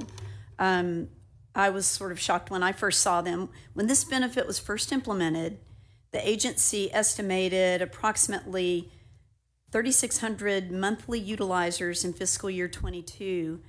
So those were the utilizers, but only 132 served. 8,250 monthly utilizers in fiscal year 23, but only 765 served. And 8,950 monthly utilizers in fiscal year 24, but only serving 1,535. So the number served is increasing, but it's still dramatically below the number utilized. Do those numbers match up with what you understand to be the case? So, the projection that was originally used, it's just that it's an estimation of what it is. A lot of that's based off of you're implementing a new policy and new benefit. What is the take-up rate going to be in terms of how many people utilize that? So it's just an estimate. I know our Medicaid area comes up with that estimate for what the utilization is going to look like, and then the actual utilizers, that's just based on actual data served. So there's quite a significant discrepancy there. Some of that is going to be just attributable to, maybe the rate is too low, maybe people aren't seeking those services, maybe the estimate for what that utilization was going to look like was just too high, because it's typically based on the universe of the population, and whether people actually seek those services may or may not materialize. So there's always going to be a delta between those two numbers because of that. I think this one is a little bit larger than what we were expecting, but I will say that it's not, that does happen as you roll out a new benefit from every time, I should say, because you're looking at the entire population that could be getting these services and whether they actually utilize them or not, and ultimately ends up being up to the individual. What's your best guess for the reason for such a large delta? I don't know. I might have to ask our state Medicaid director to speak a little bit about that if she knows. Hi, Senator. Thank you for the question. I actually do not have an answer for that right now. I can tell you that I agree with everything that Trey said. I can also tell you that we continue to collect information from our health plans on a regular basis looking at how many services they're providing kind of under that autism benefit, how many things are being prior authorized, et cetera. So we can take a look at that again, and I can get back to you if there's anything in that data that I see. And we also will continue to track that and can keep in communication with you. But off the top of my head, I do not have a good answer for the reason, but other than what Trey said, an additional answer to kind of the discrepancy between people getting services now versus what we initially projected. Okay. Although I do know it does take a while for a benefit to ramp up. So, I do think that was maybe a little slower than we anticipated. So hopefully eventually we will, continue to see children using that service. Okay. Well, I'd appreciate that. I'd like to y'all to work with our office to get a realistic handle on what this needs to look like. So many families affected. And I wonder if you just have any thoughts. There's a cost, of course, to providing these kinds of benefits to families for these children, but there's also a cost of not providing or not having those benefits for those families. And do you have any sense of, what the cost of not getting those benefits is to our state, to families? I don't have a particular number. I do kind of programmatically, understand that if children, get these services early on, they are able to go to school. When they become adults, go to work. If they're not able to get those services, they may be reliant on our services, going forward for more years than they otherwise would have. So kind of anecdotally, I do know the answer to that. I don't think I have an exact number. I can go see if we have done projections on that and get back to you on that too. That'd be fantastic. I really appreciate it. And do you have any other thoughts on the amount the state would need to allocate in order for us to attract more quality providers to this space? I think we could look at what some other states are paying and what their utilization rates are to see now that we've had this benefit rolled out. Mm-hmm. I will say we've already done one rate increase from what was initially adopted by the legislature. We already did one rate increase to help. We can look and see if there's other market factors that may indicate an additional one is needed. That would be a good benchmark, I should say. Okay, thank you. Thank you for answering my questions. Thank you for the work you're doing in this space, and thank you, Madam Chair. Thank you. Senator Hinojosa, you got a follow-up? Thank you, Madam Chair. Just a quick follow-up questions on the CHIP Star procurement process. That itself wasn't done by the commission, was it? The procurement process. It was. It was not done by an outside consultant. We had an outside consultant that helped us set up the general process, and they acted as a facilitator during some of the scoring, but they did not do the procurement or recommendations. So, no, they did not do those. And you are actually. There's been no contract signed, correct? That's correct. That was part of the temporary injunction and I can't remember the legal term for temporary injunction. What we entered into with the people who are. And do you have the authority to cancel a procurement? I'm sorry. Yes. Do you have the authority to cancel a procurement? I do have the authority to cancel a procurement. Okay. And you've done that in the past? I have. Okay. Thank you. All right. Senator Colcourse, is your light just accidentally on, or do you have I'm just going to... Yeah, it's your turn then. Thank you, Madam. Yes, you're next. I want to thank the members for engaging. Great feedback, great questions. Very large article that has lots of intricacies and serves millions of Texans. I want to follow up. Senator West, thank you for your questions on Thriving Texas Families. As you know, SB 24 was a post-Dobbs look into how we move from alternatives to abortion to how we have a support system in a pro-life state. There have been, certainly we have legacy providers, what we call kind of legacy providers. I think that's what we term it. But we open this up to a new bidding process, and as it was explained to me, Senator West, you couldn't just do a hard stop. You had to cascade. That's been used in this room recently. Cascade the new procurement processes. So we're still working through that. But I do want you to know that the bill requires now transparency and accountability. So we're going to be moving from fee-for-service to what is more of a cost-based process, which is more in line with the contracts that we do. And I'm really, looking forward to the next iteration of how we move forward. And I appreciate your questions, and we're going to be working together on those issues. So thank you very much. I wanted to say to Senator Perry, you and I have worked on a lot of different things, and I think I call it the feud of FICA because it all runs together for me. He's an accountant, I'm not, but we need to make sure that we're not leaving some unrealized cost, especially when you look at those programs. Now, on the consumer-directed programs, this kind of hit it harder, I believe. I do understand that $12 might be a magical number on those that were working, providers that potentially were working 60, 70, 80 hours that they can now. Some people at $8.11 were getting paid time and a half, and they actually made more money, Madam Chair, at $8.11 than they did at the $10.60. So $12 kind of gets us past that point. Am I right on that? Yes, Senator, that's correct. Okay, so I don't think any of us realized that we had providers out there, and they could be a parent, they could be a cousin, they could be a stranger, but they were working, some of them 60, 40 plus hours, some 70, $80, 70, 80 hours a week.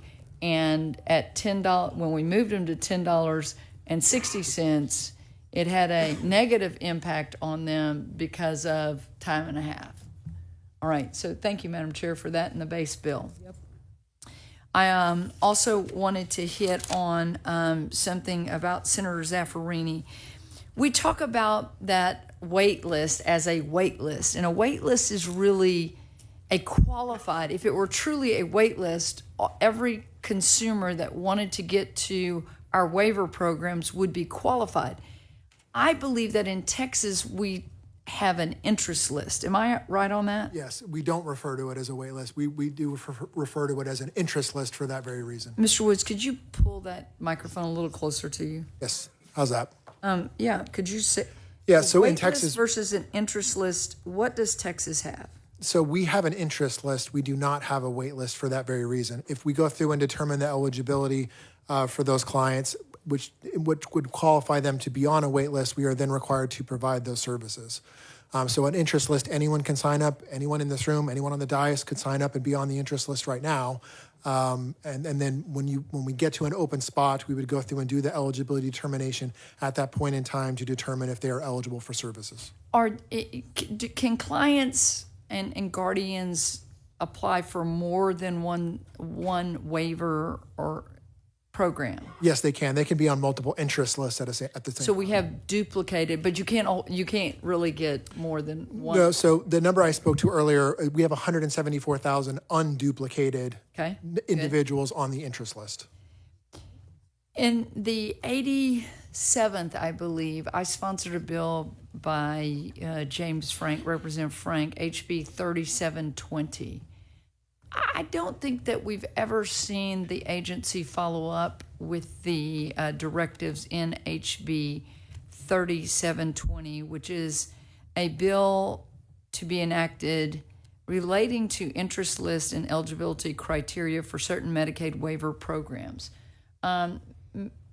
Commissioner, do you mind following up with your staff and getting to us on the implementation of HB 3720? I believe that was from the 87th.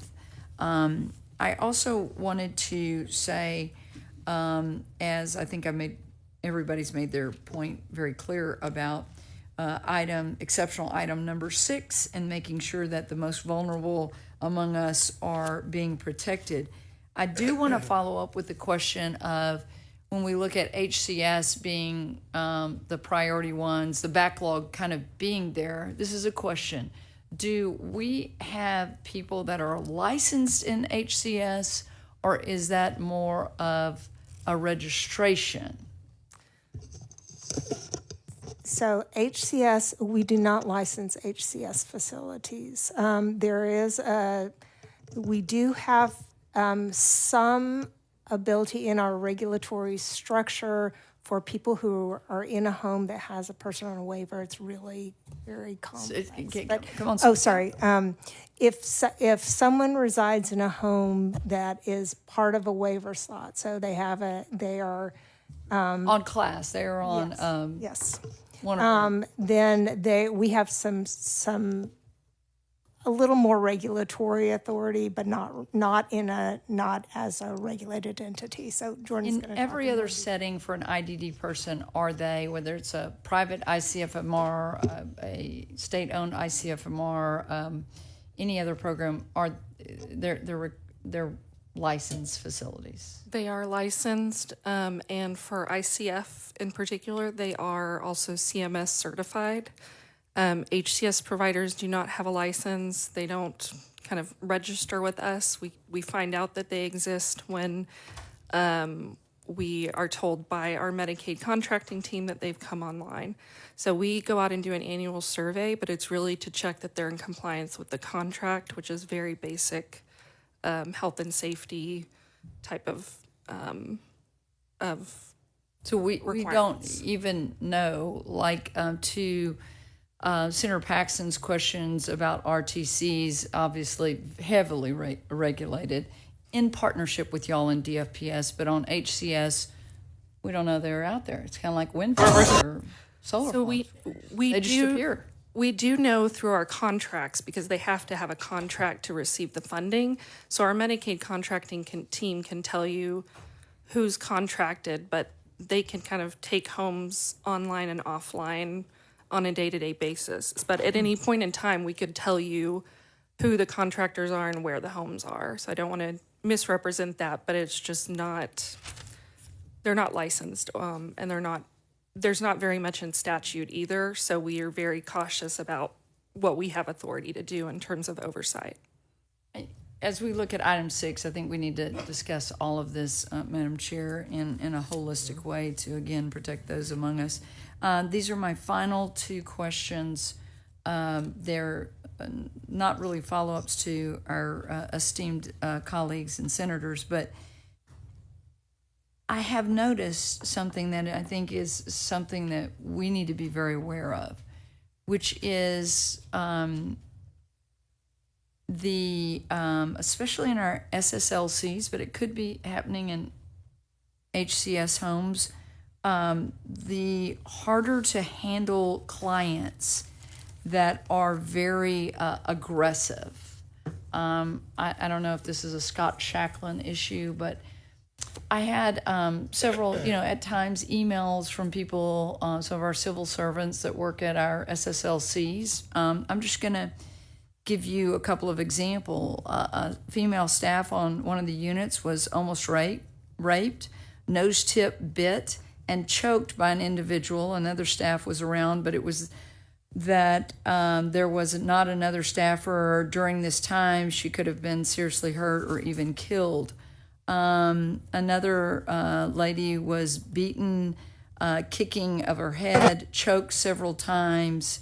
There had to be someone that came forward. There was another underage individual that resides on a unit that was that choked one of the staffers. Another one that was hit in the head with a brick. She was seriously injured. She had to receive help. Another one that's received 30 stitches and a concussion on the forehead.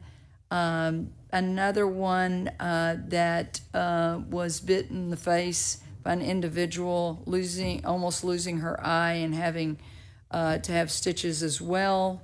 I could go on and on and on. I know that at one of the schools, a resident bit the nose off of an attendant, literally bit the nose off.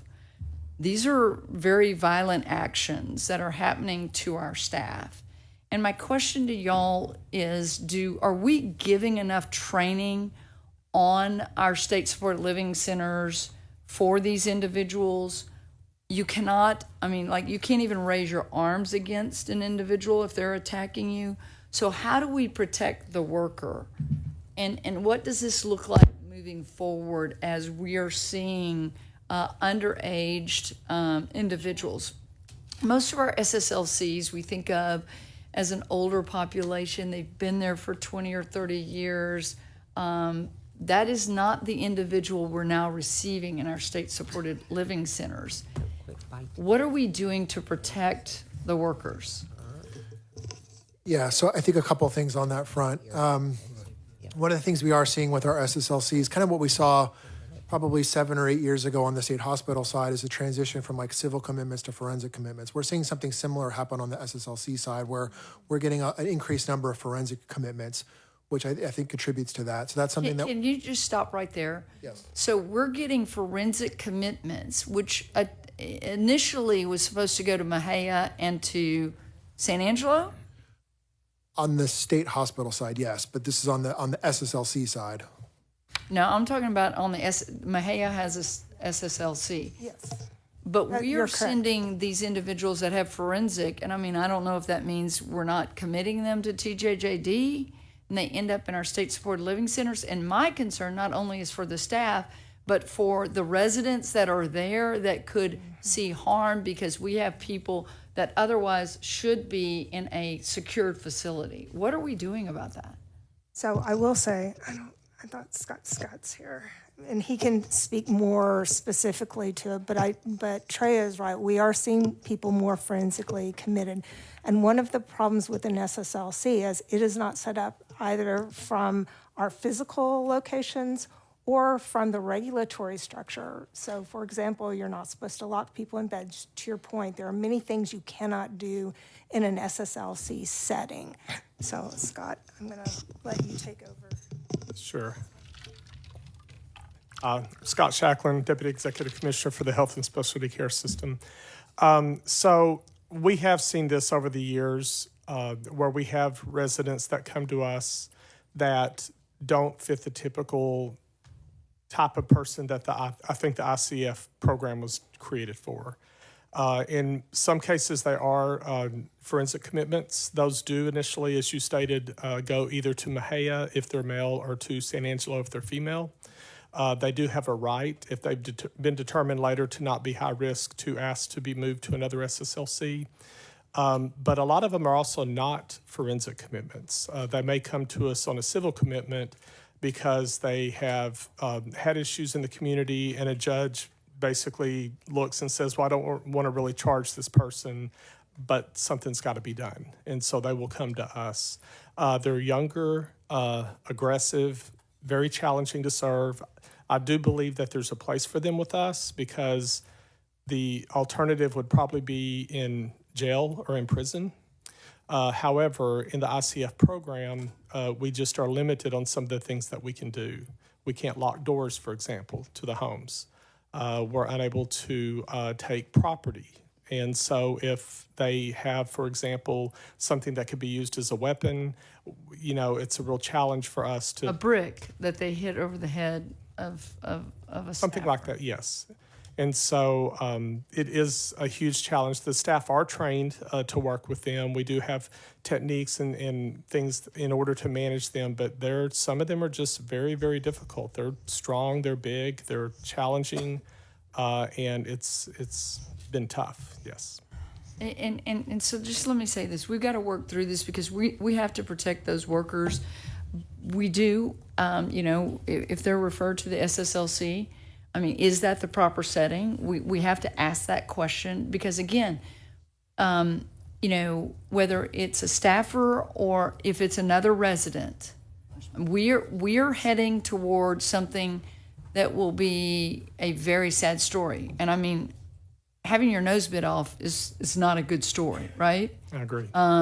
Being hit over the head with a brick, almost being raped, and not being able to defend yourself. Because if you defend yourself, if you're one of those staffers, you're going to get fired.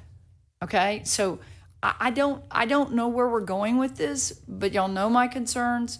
I am very focused on this in a protection mode of the other residents there, the resident itself with these violent actions, and the staff. So I really look forward to working with y'all on that. And then my final question is going to be about SHARs, which I don't know who needs to handle that. But if you will give us, because this is going to come up in Article 3, a brief synopsis that the state of Texas did not decide that all of a sudden we weren't going to fund our schools through SHARs. What was the impetus? What was the catalyst to that? Yeah, so that was not a state of Texas decision. In essence, the federal government began an audit in 2016 looking at the 2011 year of SHARs. And through that process, ultimately came out with a report, an audit report in 2017 saying that the state of Texas was paying for educational type services via a medical program. They were saying that when they looked at specific moments that were being delivered in the school setting, they felt like they were more educational in nature and not medical in nature, and therefore they're not eligible for Medicaid reimbursement. So the state of Texas fought that for a number of years, from 2017 all the way up until 2022, which we lost kind of our last appeal process that we went through. At that point, we had no choice. We could no longer continue to pay for those services. We had to start pulling them out of what was being reimbursed to the schools, and have stopped doing so at this point. So again, that was not a state of Texas decision in any way. That was entirely driven by the federal government and their audit finding and their report. And as I understand it, school districts were advised, they had consultants that told them that they could do this, and we became such an outlier in the nation, weren't we? I was on several conference calls fighting for our school districts' funding. Yeah, I mean, I can't speak too specifically to how the school districts go about determining what they're going to report on there. My understanding is, yes, they have a number of vendors that they use to help put together that information.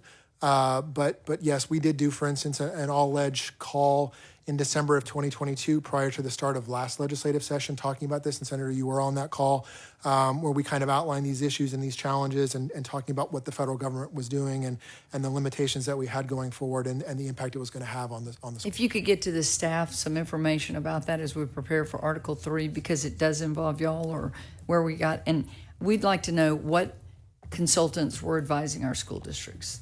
Thank you. I know you know. Senator Perry. Thank you, Mr. Chair. I called Scott back in. I called him, and it's really kind of here's the conversation that we've had for at least 3 sessions. I'd say it goes back, but every session that I've been involved in these conversations, they're getting more violent. I don't care if it's public schools. I don't care if it's juvenile detention.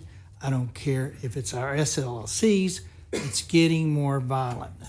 So our charge before we leave this session, and I'm filing the bill to address the juvenile detention center issue, is to address it. And so if someone bites the nose off of a staff person, that is criminal. Mm-hmm. And if they go to the judicial system and they say you're not competent to stand trial, that goes to a state hospital system where they can lock them up away from the general population and keep people safe.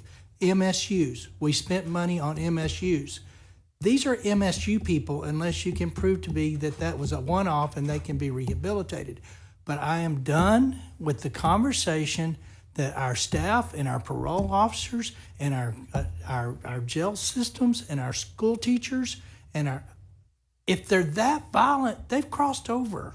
Mm-hmm. And they may be rehabilitated, but not in that setting. We cannot continue to have the conversation and say, yeah, it's a problem. We don't know what to do. Find a place to put them. I know this state has places to put people that you can't trust their behaviors around other people without doing harm or worse, killing someone eventually. But we can't just gloss over it that well, they fit here, but they don't fit here, and we can't lock a door. Well, give me the statutes to fix the environment that they're currently going to be in, or let's just be honest and say there's just a place already for them and move on. And if the judge says they can't stand trial mentally, we have a place for that. And if we don't, let's build a place. But I'm done with people going to work for $30,000, $40,000 a year, walking home or that night with no nose on their face. And all our response is yeah, they're just getting more violent. That's not an excuse anymore. We recognize they're getting more violent, and it's been a trend all the way up. And the sad commentary is 10-year-olds and under are some of the most violent. But you can't leave them in the environment that they're doing violence in when we're not ready to handle the violence. A public school classroom is the prime example. If you got a 10-year-old that weighs 130 pounds and he body slams the 110-pound teacher, that is not acceptable behavior. It's the same conversation for adults now. So find a way to come back to this group before we get out of here today and say, here's the path we recommend to deal with that severity or acuity of individual that you're talking about, and give us the statutory reforms you need to do it, and ask for the money, because it's unconscionable for us to put people in harm's way knowingly. It's not a matter if it's going to happen, when we could put them in a place of confinement where possibly, just possibly, they get better and really, frankly, don't hurt anybody else. Very well said, Senator Perry. Senator Campbell. Thank you. Well, really, it's along the same line. And you can't always even predict the first episode of this aggression. So I'm not sure what is on the books, the law, that keep us from self-protecting. And I'm talking with taser or pepper spray, because there's not going to be an officer available all these times. You know, thankfully somebody's there to have pulled off, you know, an aggressive patient or client. But I'm in agreement. I mean, workplace violence, we've got a bill for that, but it doesn't provide, that's more of a reporting. It doesn't provide self-protection. And it would be great if everybody, you know, came in, a client or anybody or students came in with, you know, high likelihood of aggressive behavior, be careful, so that we could put them in a place. But I think it's not off the table until we find what laws, federal or state, prohibit using something non-lethal, but definitely will cause somebody to back away, such as taser or pepper spray. So I'm not saying go taser a child in our school. I'm just saying perhaps we need to look at actual physical interventions to stop aggressive behavior. So that was more of a statement, unless you can speak to that. It was more a statement of the tools we still need to have in the toolbox to protect workers no matter what agency they're in. So unless you can speak to that or make a statement or... I think you're obviously speaking more broadly about schools than others. I can speak to the SSLCs. No, I'm talking even not Sure. just that. I'm talking anybody that the state has responsibility for that come on aggressive, dangerous, life-threatening to people. You can't take a brick to the head all the time and not come out with some kind of a subdural or at least, Understood. you know, a traumatic brain injury. Yeah, and I think we can develop some ideas to bring to y'all. I think the main issue that we struggled with is because it's in the ICF program, and the ICF program has those limitations. These are folks that in some cases they may need to go to a state hospital. In other cases, it really is a function of their intellectual disability that they have. They're unable to sometimes manage their behavior, control their aggression, things like that. And we all know that, but the point is because they can't control their behavior. At some point, a physical impasse is necessary to protect those who are trying to help them. Absolutely. Thank you, Mr. Chairman.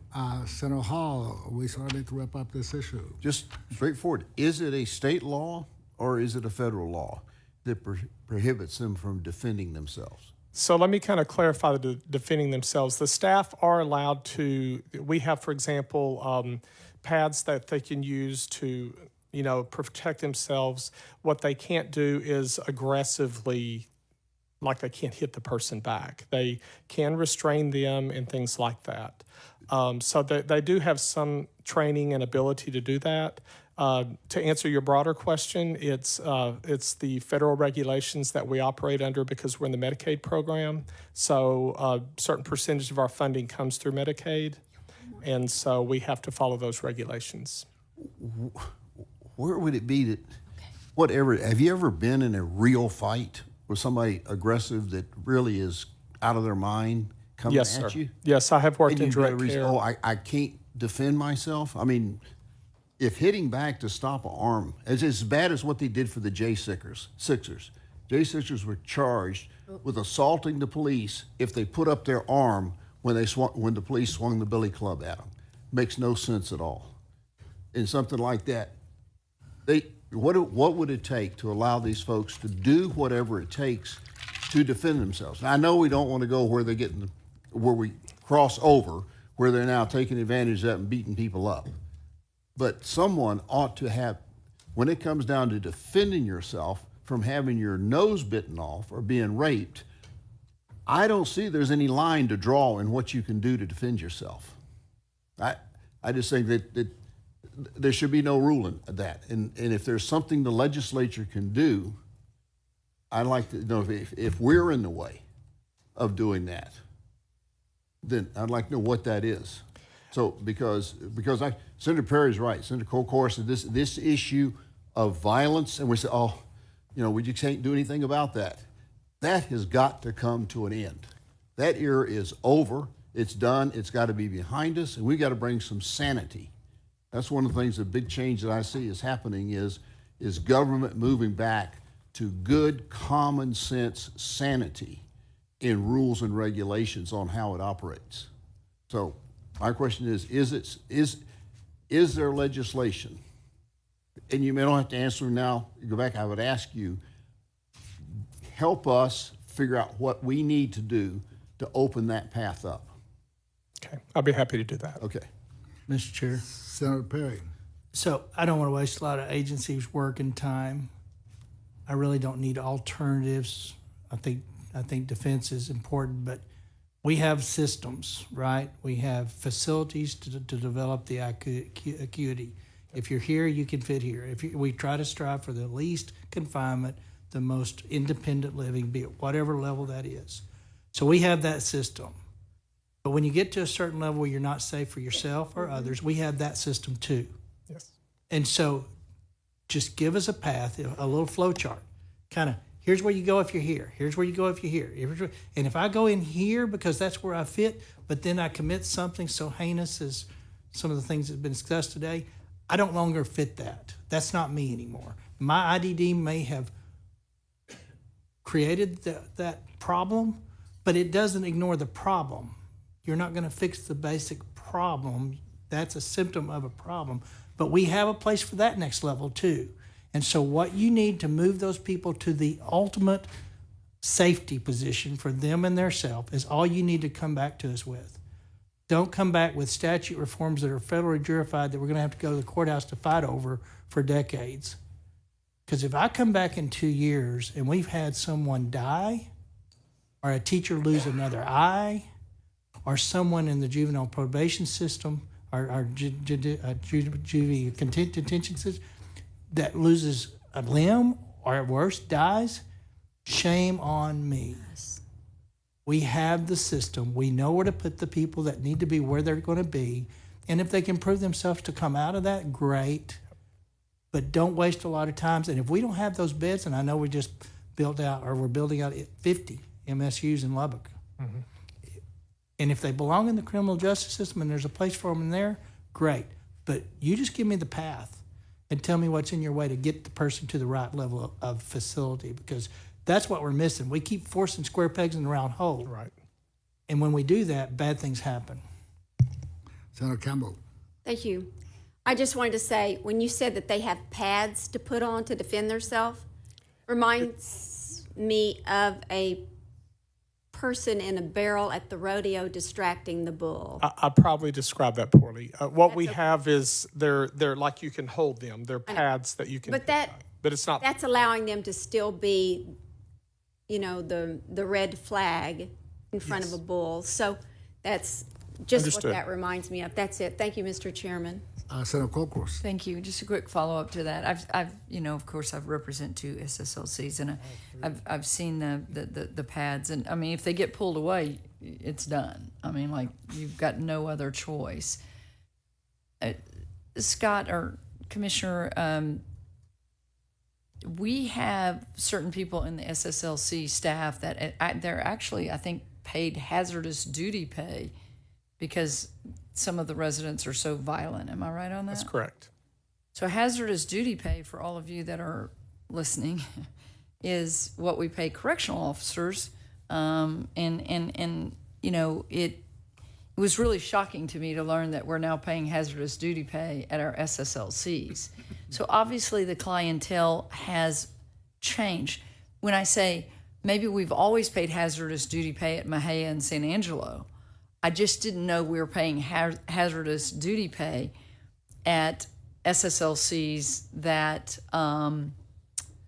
have other people that are not paid hazardous duty pay because of the